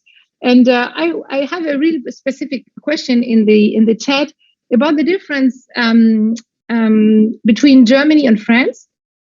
Somebody in the audience asked if the I have to find it again. Sorry about that. found that there is a difference in Germany and in France, mainly maybe because the I have to find it again. It's back. Yeah, because in Germany the system of supervision of forest owners, it would be different. That could be the reason why there is a difference in harvesting method. Do you have some insight on that? And yeah, that would be the difference of Germany and France. I have heard that in Germany, clearcutting are almost not practiced for economical reason anymore. In France, there still are, even if there is in big parts permitted by the law, because in Germany, the system of supervision of forest owners would be different. I don't know if it takes a rule, but maybe you have some response on that. Metodi, please. Okay, thank you. Excellent question. So basically, there is also clear cutting taking place in Germany. Probably you've seen in my presentation that according to this one recent study, at least 20% of all high forests are regenerated or cut down by methods of the clear cutting system in Germany, right? And in France, it's a bit higher. If I was asked why this is so, well, basically, I would say probably there should be political, policy, economic reasons for that. Definitely. I believe that, well, one should also kind of compare both countries. So I hope you've seen in my presentation that even Germany does not have just one regulatory approach. So basically, some federal states are quite restrictive and have really like clear-cut prohibitions. But even there, well, for example, in the federal state of Brandenburg, for example, the forest law says, well, clear-cuts are prohibited. However, clear-cuts are defined from 2 hectares on. Okay, this means that actually all smaller scale clear-cuts until 2 hectares in size are still legally allowed. So how to deal with that? So basically, there is I would say, legal loophole here, or it probably it's normal forestry practice to clear cut forests up to 2 hectares, right? And there are also other countries in federal states in Germany where there are some more prohibitions like this, and there are some other federal states where there are no clear cuts prohibitions at all, or few or if any restrictions. And in France, we don't have really restrictions in clear cut management. I'm not the national expert, probably Damien and others might probably correct me, but according to the national correspondents that contributed to my part of the study, say that basically in France currently the legal and policy framework still allows clear cuts to be happening without any restrictions, or if then few of them. So probably this might explain the differences, but also the commonalities between both countries. Thank you. Yes, thank you very much for this insight. I think that's a good point. I want now to go to our second panel with the same panelists we had before. And that's really interesting to have your point of view now on that, because if we are beginning to look after the different models that we can imagine to regulate clear cut, I would like, of course, to have your opinion on that. So I want to start this time with Jana. And maybe just ask you really broadly, how is your reaction to these difficulties we are facing on regulation? What would it mean for many European countries? Do you think that a total ban, as Robin Wood is asking for good reason, I think, is possible? And how are the steps toward this, on your point of view? So this question is too broadly. So you can make some pieces of it if you want. Yeah, I try to catch it with this one example of Romania, because in our opinion, we have to look at a single country to see how multifunctional these problems are with current regulations. You know, I would like to talk about Romania because the question there is, what is a clear cut? I find this question particularly important for Romania. What is considered a clear cut there are there only a few trees between the first and the second clear cut, for example. And I also don't know whether this already includes areas that are declared nationally as sanitary cuts, also a part of the study, you know, sanitary cuts. But this sanitary cuts very often can be clearly unmasked as clear cuts with an objective view. So this is a classic example of illegal clear cutting covered by national legislation. And we often encounter this in Romania because a corrupt timber mafia has too much influence and likes to use every opportunity to get a lot of timber out of the forest. And in the case of sanitary cuts, even under the cover of national legislation. This is one problem in Romania. When we go further in this example, at the moment, there are large new clear cuts, even in Natura 2000 sites. We discover them again and again, although an infringement procedure against Romania has already been underway for 2 years. So there is a Natura 2000 regulation which does not work. Short side story, in Germany, it's the same story. We have an infringement procedure for 7 years because of clear cuts and other intensive forestry in Natura 2000 site, and it does not make enough pressure. And but to come to Romania again, I emphasize this example from Romania because we are dealing with a corrupt timber mafia, but also because of these forests are not just any forests, but our last contiguous primary forests, beech forests in Europe. If we accept clear cutting in Romania, then we don't have to stop them anywhere else, I would say. And then I want to come to another point. I would also like to talk about a gap that I noticed in the study, which plays a big role in Romania. Socio-economic is made up of the words social and economic. And except for the work safety and working conditions, the study was very focused on the economic part of the socio-economic factors. And what I miss are the social factors that arise, in particularly in places of forestry where we have corrupt systems.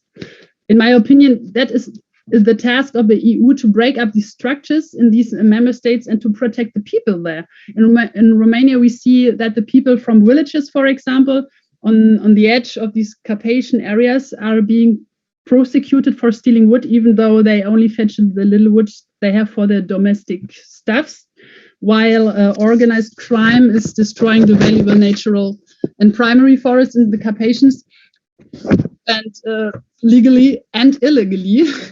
And that is not the worst. The people are threatened, are injured, are murdered when they openly confront the timber mafia. And this regime, I will call it regime of fear, is a direct social consequence of intense forestry or of clear cutting in Romania. When we are active in Romania, we every time we talk to people and we meet people who are really afraid of this system, and they tell us we should try to let them not be visible on photos or videos or something like this. I admit the social impact is hard to measure, but nevertheless, it determines the everyday social life of the forest conservationists in Romania. But to make it short, the conclusion of the story is we must stop the sale of forests and also stop the repressive structures that exist in some countries. And we will be a lot closer to that if we stop the clear cutting. And we obviously can't do that at the moment through the existing directives and the laws of the EU. And certainly won't be able to do that if we go through a soft process of trust and learning from each other, which is one of the opinions, the fourth, I think. There are hardcore economic interests from people behind the destruction of the valuable ecosystems that have no interest in chatting or in learning. Therefore, it's clear for me to me that the only opinion left to us is this. I think it's the third opinion in your study, the community method option. Yeah. Okay. So I can understand really your way of thinking. I would like, it's a little bit difficult politically to compare what is, for instance, happening in Sweden or in France. We have some problems, but that's not the type of problem we described. So that's really difficult maybe to put everything in one basket. And so that's maybe the difficulty we have, because we see each country has really different type of problems. And everybody think when we are regulating it at a EU level, it would be unfair and it would be a mess and it would not tackle the problems. But at the other side, I am really aware that we are coming in a time of change where we are going as humanity really to have a look which type of energy we are putting in what. And I think when we are using digital systems to have a look on what's going on our Earth, and I have some interesting pictures from Pierre Ibisch in my mind, where you can have on digital pictures from GPS, a side of analysis, how vital, how covered, how deep is the soil, how many CO2 you have in each area of the forest in Europe. It will come, I am pretty sure, that we are not going to analyze each soil and each mountain and each type of harvesting, that we are going to go to easier solutions. And that's, on this point of view, I agree that if we had a ban on clearcut, on huge clearcut, I'm really speaking about the big ones, it could make really easy also to tackle the real problems we have on illegal one. And we are tackling at the same moment also a kind of monocultural, really industrial monoculture that we see that's difficult for biodiversity and climate, because those kind of forestry is only working if you have huge clear cut. So that's a little bit, to make it simple, sometimes we maybe have to have simple solution. That doesn't mean when we have covered forestry, we could have a lot of different types, and also a small clear cuts, or I would not say clear cuts, but holes to imitate maybe burning of forests or something, some evolutionary process we have normal in forests. But speaking about the big ones, that's really a point I would underline, that it could be really effective to tackle illegal logging in the last natural forests we have in Eastern Europe, that are really our responsibility as European to protect, in fact. Thank you very much, Jana, for that. I would like to ask Damien, peut-être que je vais demander en français, pour le plaisir. If you please, you're welcome. Je voulais vous demander si vous pensez qu'en France, il y avait cette discussion pour arrêter les coupes rases, si vous pensez que la France serait prête à nous aider à un niveau européen de faire cette transition, et quels seraient les acteurs qui seraient favorables et quels seraient les acteurs qui seraient contre ce type de régulation et de nouvelles lois ou de nouvelles idées au niveau européen. Yes. Let me. Et vous pouvez répondre en français ou en anglais? No, it's not a problem. I'm confident that French forests are under the group 3 defined by your report, clearcutting allowed by law, with no general clear cutting limits, with very few exemption in protected area. When I say protected area, it's only national park and reserve, not in Natura 2000 side, for example. But with a required procedure. Let me just 1 minute to have a global vision of our French forest cover. Forest cover 1/3 of our territories in France. That is to say, about 17 million hectares. And in these 17 million hectares, 3/3 of them belonging to private owner. 3.3 million owners share the 10 million hectares of private forest in France. Yes, that's the big issue. While state-owned forest and local authorities benefit from a single manager, that is to say the National Forest Office, private owners can choose to call on the service of forest management professional. And so the objectives and method of forest management vary depending on whether the owner is private or public. So the size of the holdings determine the management method. And because the 8 million hectares owned by 3 million persons have no management. 3 million hectares in France owned by about 3 million persons have no management plan. So it's the number of this private owner, which place France, I think, well ahead of other European countries. I don't know exactly the number of private owners in Germany or in Sweden, but I think that we are at the top level of the number of private owners.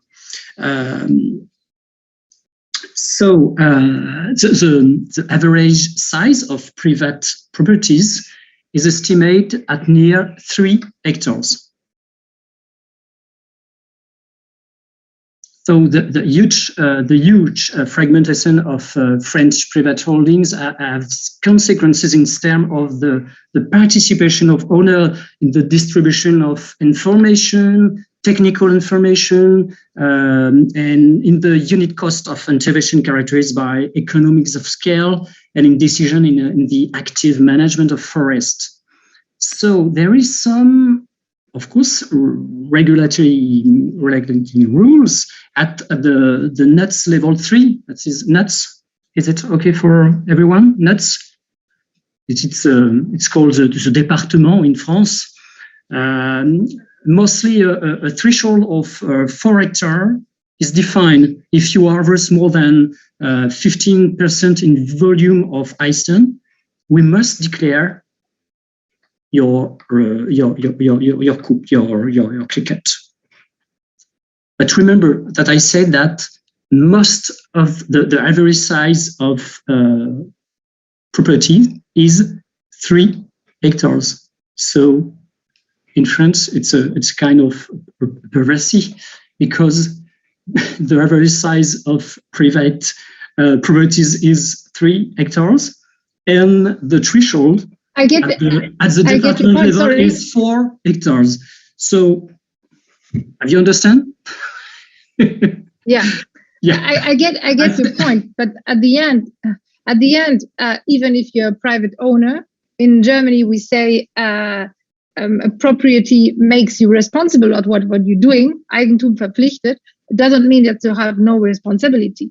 And also, you can put your argument in a way that you need more regulation, because in the small scale private owners, if everybody's doing what they want, it's not possible. So it's not really. It is possible in France. You can do what you want, because you are. This is in the civilian code and Napoleonic civilian code, article 544. We are the owner. We can do what you want on your properties. But that's not true for everything. There is some chemical that are just forbidden all over you, and you cannot throw it in your soil, even if you own a property. So we have some regulation that sometimes are stronger than just ownership. And I understand that it's not the case for France for harvesting method, but that doesn't mean that in the future we're not going to have them. So it was just more the question in France. What about the support of regulating at the European level in the political sense? That's a practical way. Of course, you should, after that, in that case, making national law adequate to EU law. Yes, we have shaped or praised you. We are shaping our present, and we can shaping our future, for sure. You and I are a part of this story, and European forest and for French forest are in the midst of the global changes. So we must act that we could change the rules. So thank you. Definitively, we could change the rules. Okay, thank you. I would ask Erik Sollander, what is your first reaction to a possible regulation of clear cutting in Europe? What would it mean for Sweden? Which kind of model could be acceptable or not? And how is the discussion could go further? Quite shortly, I think I come back to the sort of not one size fits all solution. So one has to keep that in mind. We had once we banned everything but clear felling forestry, and that was definitely a mistake. We now promote it. We see the largest problem that we have at the moment from the Forest Agency is that people, the current forest practices have become too uniform, and we need a larger diversity. And for that reason, the government has ordered us to try to promote clear-free, not non-clear forestry for the past a bit more than 10 or 15 years.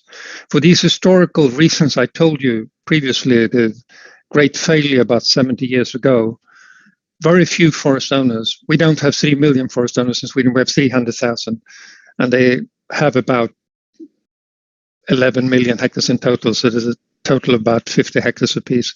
But many of them still have this in mind, and our work until the past couple of years have been very, very slow. Very few people have had any interest at all. I saw the little funny scheme on how much was clear felling and not in the various countries. I cannot figure how you got those figures. I don't understand it. But I would put it, the current statistics we have is that about 3% of the productive forest land is under non-clear-free forestry, and the rest, 97%, would be clear-felling forestry. Then, with that said, you mentioned that you can have all sorts of definitions of clear felling. I was partly responsible, quite deeply involved in a work trying to define clear-free forestry in Sweden, and we landed at the maximum gap size of 0.25 hectares, simply because we made a number of sociological studies and found out that that's about what people perceive here as a clear felling. If it's smaller than 0.25, it's a gap. If it's bigger, it's a clear felling. Simple as that. But I would say, if we look on the historically, I also saw in your report that in Sweden you reported an average size of final fellings of 4.2 hectares, and that was true a couple of years ago. The current figure, a bit more modern statistic, would be 3.6 hectares, and it's continuously going down slowly, simply because people see that the disadvantages of these very big clear fellings that you talk about, and that we once upon a time used to have, the clear fell, the disadvantages are big. You get just as was mentioned, a very tough microclimate, which means that the next generation forest is not growing well enough, etc., etc. You got all sorts of. It's not very beautiful to look at. Just as in several other countries, you have a very strong debate on clear cutting here as well. I would argue, I canned give you advice on which of the four methods to choose. I'm not probably very good at that, but I would say that to get rid of the big clear fellings, would probably not be a bad thing. We probably have to allow to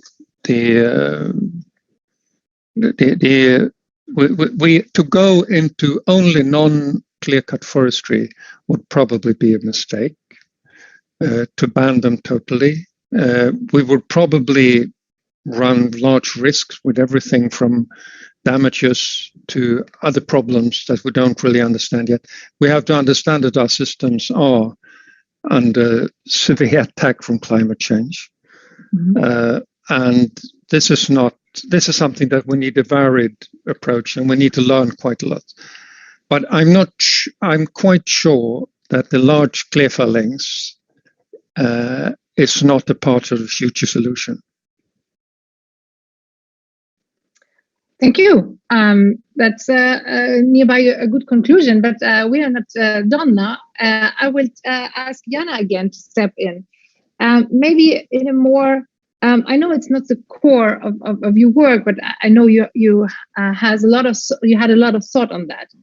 If we see that the climate change is making us doing great step forward towards some new mechanism, for instance, the carbon adjustment at the borders, we will have sometimes some thinking about if we are importing wood or exporting wood, we need some at least minimum standard for forestry.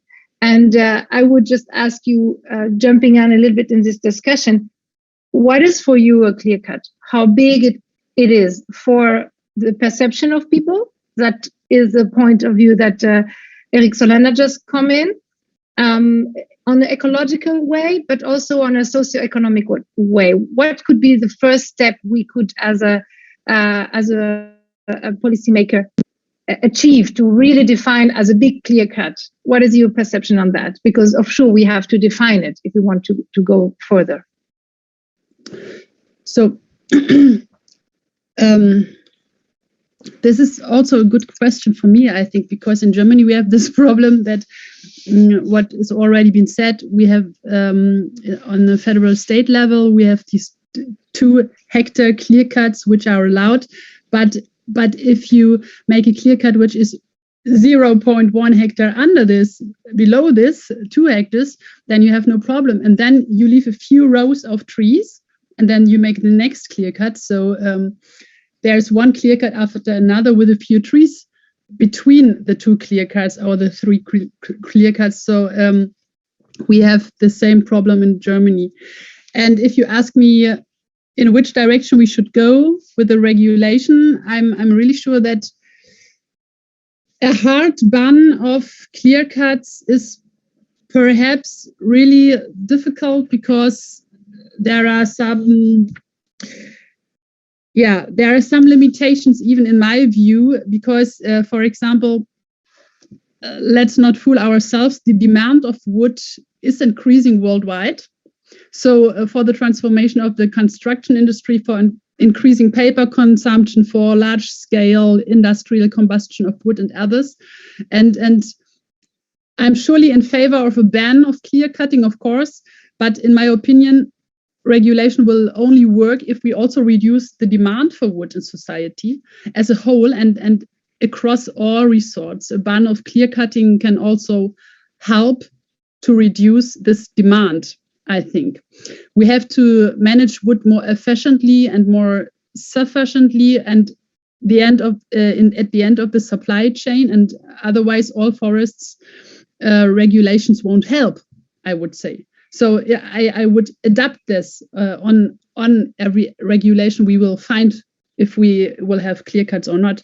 Unfortunately, the Green Deal is an economic tool and does not provide for this enough, I would say. And there's the next problem. We did not talk about this today yet. It's the war. Now the war is added on this. The war puts even more pressure on the forests because with the loss of Russian oil, the burning of wood becomes even more important. And with the loss of Russian wood, other countries are afraid now, are crying for help. For example, the Estonia or Latvia, that they are afraid that the wood will come from these nations now. And in my opinion, especially in times of war, we in Europe must now send the right signals that the extinction of species and the climate crisis must be strictly counted. And that's why I think, for me, it would be really, the only way is to ban every clear cut, I would say, and the size begins lower than 2 hectares, I would say.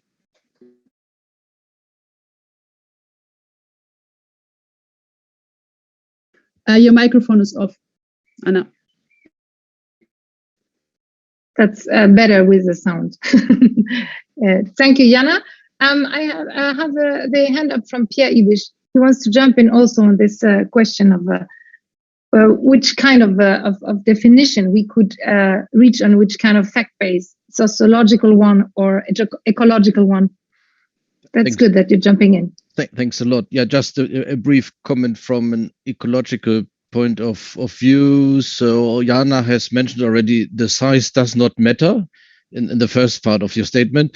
When you have very many small-scale clear cuts, putting them each one next to the other, something that we observe, for instance, in Poland. So you remember my slide with this beautiful geometrical pattern. So the entire forest is a clear cut, where the clear cuts then follow only a few years after the other.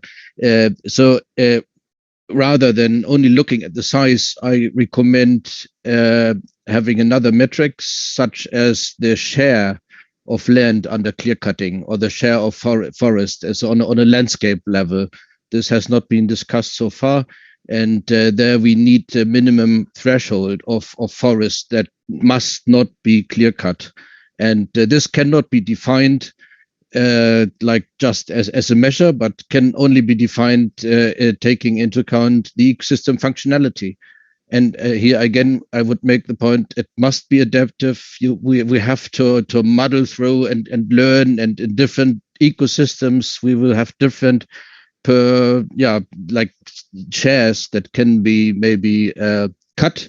And in some forests, this will be relatively small. And last comment, we must abandon this discourse of defining how to treat the forest, starting with the demand. We have to start our discourse always with what the forest is prepared to produce. Thank you. Yes, thank you, Professor Ibisch. That's a really good point. Having jumped from panel to panel on bioeconomy and wood produced quartiers like Holzbau, and after that towards energy and regenerative energy. If you want forests to provide everything, also recreation and for stressed people from the country, be a peaceful place, and also we want forests to be the room for biodiversity. It is too much if we are putting everything, the needs we have in our forests, without counting with the regenerative force of forest. We are missing the goal. So I think that's really, really good discussion. We should be really fact-based. How many wood is possible to have without having the sequestration function of the soil being affected? How many wood we can have without having the filter function of the water? And also we know that we need forests because of the extreme weather. We need forests to structure our soil and our landscape. And so I think we should in a way function like that. But we are not in a really fair internal market, because we have really different regulation all over Europe. And that's a point I will take in the next days and week. I will also ask to our competitions experts here in the European Union, because I'm wondering, in other parts of economics, we always see that when there is unfairness in the level playing field of the economies, it's a huge problem. But in forest, it seems not to be a problem. And I will ask this part of the Commission if they can give me some some thought on that, why it isn't a problem, or how we can maybe level it a little bit without falling in the trap of one size fits it all. I think we should be realistic that some overarching economic arguments cannot be the reason for just making it so differently in many countries in Europe today. So I want to read another question that I think it's really interesting also.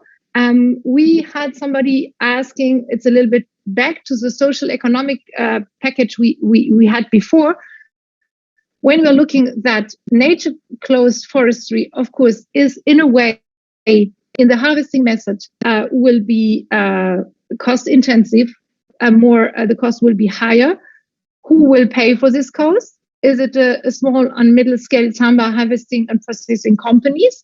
And on the other hand, what maybe is cheaper at the end? Because we've seen now with the drought and with the light falling on the big clear cuts, it's really difficult to plant new trees. So the cost for regenerating new forests are higher.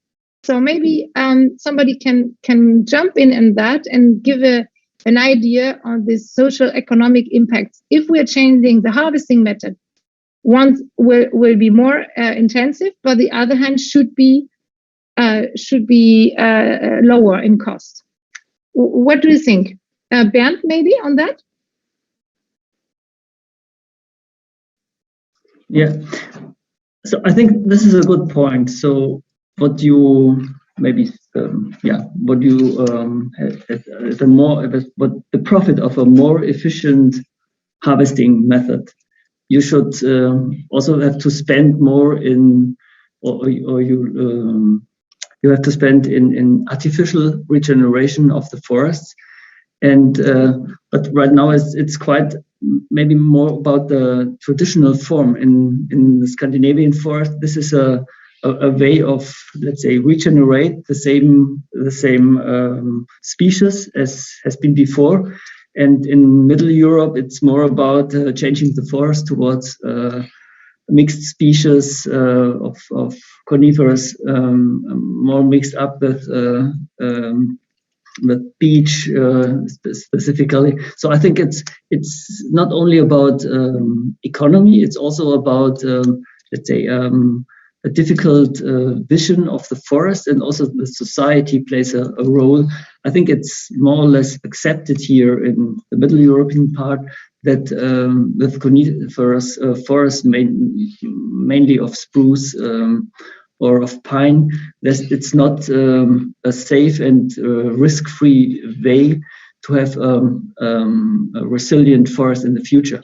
So I think it's not only about economy, even if in a very narrow observation of the harvesting costs, this could be an advantage to have this clear cutting, but in a broader sense and in the including the risks of the future forests, it would be better to have this let's say other form of silviculture. And as I said before, this harvesting cost, you can also have in close to nature forests, let's say, efficient form of harvesting. And this is more up to the infrastructure in the forest. If you need this manual work, and if you have to combine this manual work with the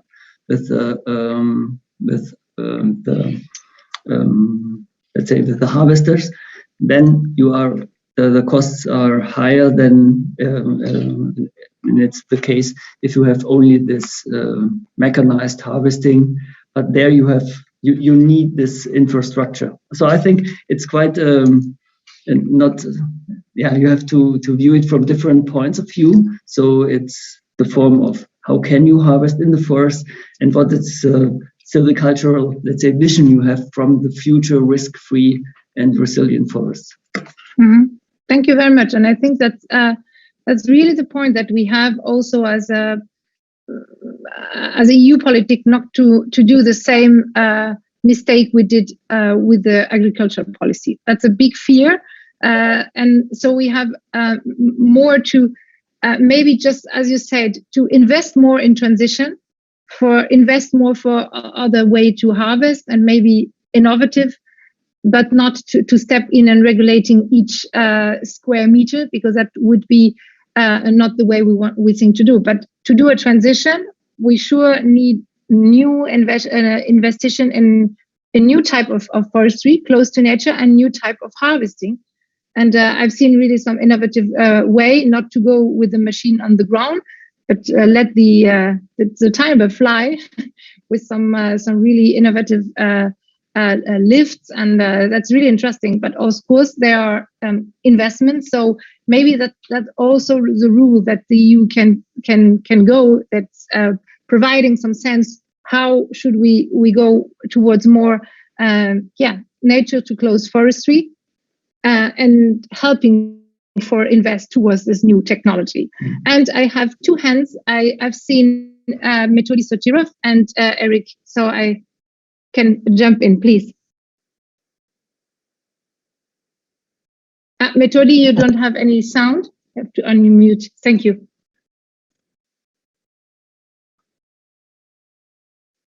It was me, or now your microphone is off. Yeah, sorry. Actually, I wanted Metodi Sotirov to jump in, but it seems not to work. So you want to try again? Metodi? He wrote in the chat, please, Erik. Okay, please, Erik. Thank you, Jana. So Erik Sollander, you. Okay, thank you. No, I have the highest regard for having a decently level playing field in the market, and that is one of the great advantages to be able to create that on the market. It's very important. But I think that, and we've talked about, I think Bernd made an excellent thing on socio-economic effects and cutting costs, harvesting costs, etc. The group of experts came to, what was it, about 30% increase? And that's approximately in the same line where we have been sitting here at the Forest Agency and try to basically very rough calculation we come up with basically the same thing, so approximately 30%, given a technology that we don't have yet. So it's going to take some time, but 30% is probably in the right vicinity. What was not mentioned so much, and I think is very important also when it comes to a level playing field, is logistics. Because the real key to forestry, and this is something that very people fail to realize, from an economic point of view, the real challenges of forestry is logistics. Because the cost for logistics is very much about in the same level as the harvesting costs. To get it from, we often talk about roadside. Yeah, sure, fine, but it's from the roadside into an industry. And you also have all the specification. In the old days, the industry could wait 6 months to have old wood. Most of these modern industries with modern standards on things, they need very fresh wood. And that also increases cost, I fear. So you would have to go a bit beyond. Please consider that, especially in the most remote part of Sweden, the logistics is more than a nightmare than anything. And I imagine there are other parts in Europe with similar situations, far from an industry, difficult transport conditions. So that would be an input. Thank you. That's of course that we have to look at also in mountain areas. That's the reason why they began to do it in a really compact area. So the clearcut is the compactest you can do, because you have after that to look for transport of the timber. That's for sure would be a huge cost. But I will join the arguments we had before with Jana. Is maybe we'll have to think about wood and timber in a completely new way, because today we see, and we had a question here in the chat about the commitment to cascade use of wood, how it could be anchored quickly, because that's really the core of the question. If we want to and need to, for ecological purpose, treat our forests in another way, change our method of harvesting. It's going to be more expensive, of course, but maybe the value of what we are doing with wood is going to change the whole society as well. And maybe if we are not doing it by design, it's going to happen by catastrophe. So that's the point we want to avoid. And that's the reason we are here together to speak about that. Thank you very much for jumping in. I have 2 questions left. I would want to submit you. The other one, we have a question on what is about Mediterranean forests. In Spain, for example, government data predicts significant loss of forest carbon sequestration capacity in the next 15 years due to climate impacts alone. Of course, we know about the drought, the heat, the disease, the fire, and also with the salvage harvesting. And they are really carbon poor and nutrient poor soils. And are the good comparative data and peer-reviewed studies on clear-cutting practices and impact across the EU? So that's maybe more for our researcher. How can people that are really interested in one type of forest, in this case, the Mediterranean one, can find some data about impact of clear-cutting and maybe also which kind of ecoregions are responding to this method of harvesting. Metodi, maybe, if you can jump in. Can you hear me now? Yes, perfect. Okay. Sorry about that. I just saw that my microphone set really gave up the ghost. Apologies about that. But I'm not the natural scientist anymore. But I do have forestry science background. And I would probably pass the word to our distinguished Professor Pierre Ibisch, who should be the expert in that. But however, as part of our study, I did also kind of a small literature review on the ecological impacts of clear cuts. So basically, my impression was that, but regardless the bioregion, clear cuts very often, almost always have negative ecological impacts. Albeit there is, of course, a discussion, something that I believe Erik Sollander stressed very over and over this afternoon, that it seems that clear cuts in Scandinavian mean or can have probably different influences as compared to drier areas like in Mediterranean. Probably a bit different impacts as compared to continental Europe. Yet different impacts on boreal area. However, I believe that there is quite of evidence that regardless of the ecosystem types, clear cuts, at least large-scale clear cuts, and we are probably speaking more here of large-scale clear cuts, they kind of always have some important negative impacts, mainly so on biodiversity conservation, depending on what you define as biodiversity, right? Is it like light demanding species? Are they functions, structures, that would dependent species? So there is a huge discussion around that.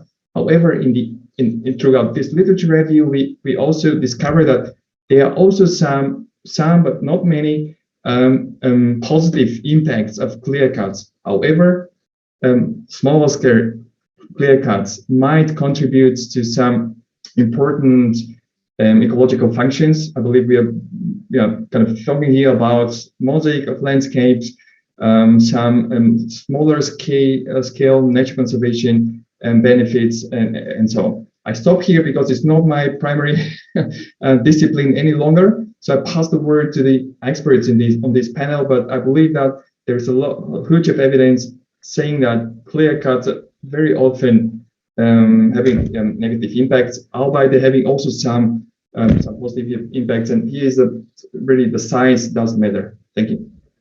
And before giving the floor to Professor Ibisch, maybe to jump in this question of what about the Mediterranean forest, and have we got good data on differences of impact of clear cutting in different forest bioregions. I want to add another question really related to that, but so I have it in. We have somebody in the audience wanted to know what is in Ireland. The clear cutting can take place. It seems all around the year. And what about the different countries in Europe? Do we have some season where is it allowed or not? Maybe we can just jump in that question too, because that has to be with the bioregion and the frost on the soil. Professor Ibisch, you want to jump in there? Okay, possibly less about the last one, because I do not know the Irish regulation or situation, but I'm sure the colleague will be able to talk about that. Maybe just briefly, the first question. Yeah, I feel the body of evidence, the body of literature is abundant, it's big, but it's patchy. So of course we have different studies with different methodological approaches, studying different parameters in different countries and biomes. So this is a weakness. I feel there is no comparative overall systematic review like that allows for judging like the different impacts in the different ecosystems. This would be huge, and maybe it would not be necessary if we just use the existing evidence in a clever way. And again, I would finally make this point that the burden of proof should be on the side of those who manipulate the system, and clear cuts are unnatural. So this long-term narrative we had, clear cuts mimic natural disturbance. So this is very clear. This is not true. So whatever the size is, this is an unnatural disturbance. So whoever wants to create it, I feel should come up with the evidence that this intervention does not harm hydrology, microclimate, biodiversity, carbon storage, and so on and so forth. That's a real good point. Metodi, you want to jump in just really quickly on Ireland? Yes, thank you. Really very interesting question. I have to say that basically, I personally, or our team of national specialists and I didn't find something like time bonds or period bond restrictions in clear-cut practices. At least we looked, we screened, analyzed those 27, 28 countries' forest laws, legislations, and basically there is nothing like this, like restricting clear cuts within different breeding seasons or periods of time. There is nothing like that. The only restrictions that they are probably applied to probably a different ecosystem, for example, lowlands. For example, kind of safe and can be clear cuts, always kind of mountain areas might be very sensitive. That's why probably clear cuts must be restricted in size. This is what some countries kind of have as a regulation, and some other exceptions. For example, in Romania, clear cuts are allowed only in few key forest types, but not in all forests in Romania, at least in formal ways, okay? Like in those that kind of course, depend on light, etc., etc. But nothing like breeding season-related restrictions, at least not in the forest legislation. I'm sure breeding-related restrictions must be there in nature conservation laws, in Natura 2000 implementing ordinances and regulations, management plans for Natura 2000 areas, for the extent that these things exist. Thank you. Yeah, thank you. As we now come to the end of our talk and our presentation of this study and of all your expertise, just want to sum up a little bit. Yeah, I feel the EU clear-cut regulation, including a potential ban and request for close to nature forest management, would have at the end, in my point of view, a range of positive socio-economic and ecological impacts. It would favoring economic operators by leveling the playing field on the EU common market. We had it a little bit. It would mainly lowering the cost due to natural regeneration. So on this side, not on harvesting, but on regeneration, and also the all would say commonwealth would hire that. And for reducing high risk of forest damage due to natural disturbance, we could have more natural harvesting method. As we know, 40%, and that's really huge, of the EU is forest. and we cannot solve the biodiversity and climate crisis without setting minimum standards at the EU level. I'm aware of that it's not easy. This could also mean that a change in the treaty is necessary. It seems maybe crazy that I'm saying that today, but we have now this conference of the future of Europe, as you know, and we had representatively selected citizens at this conference of the future of Europe. They worked a lot. In a lot of points, they saw in a few days that sometimes how the EU is constructed now, it's not possible. If we want to save the climate, the biodiversity, have a sustainable economic, we have sometimes to make our policy fields more consistent between what is at the national and what is at the EU level. So that's the big conclusion the citizens in the conference of future of Europe have. We have to be more linked. And if you want to save biodiversity, we have to have what to say in other fields and of course in the forestry field. So I think that it's really interesting that we are now going further with also the European construction. And it doesn't mean that we want everything the same and each forester know the best for its own forest, but that has not to say that we want a regulation that is fit for purpose and our common goal to fight against climate change and to give enough species for the future generation that they can have all chances we have. That's a common goal. And so I think we will go further. We need this minimum standard, but not a policy that spells out every move. So we can go further now with this good study. I think we will have a lot of talks with experts and also with the Commission and with other parties about what we learned in the studies and in the discussion today. So I want to thank you all for your valuable input, the vivid discussion we had, really the openness we had in this discussion today. We know the field is not easy, but I'm sure that the forest and the forests of this future, they will thank us to have put some hours of our life to think about forest and forestry in the future and how we could maybe regulate that. So thank you very much. I hope you enjoyed the afternoon and you had contact with maybe person you didn't know in the field of forestry all about Europe. And thank you. You can reach me, per email or with my newsletter. And I hope you can work also with this study and we will hear each other soon, I'm sure. Thank you, everybody, and have a good afternoon. Thank you. Goodbye. Bye. Goodbye. Thank you. Bye.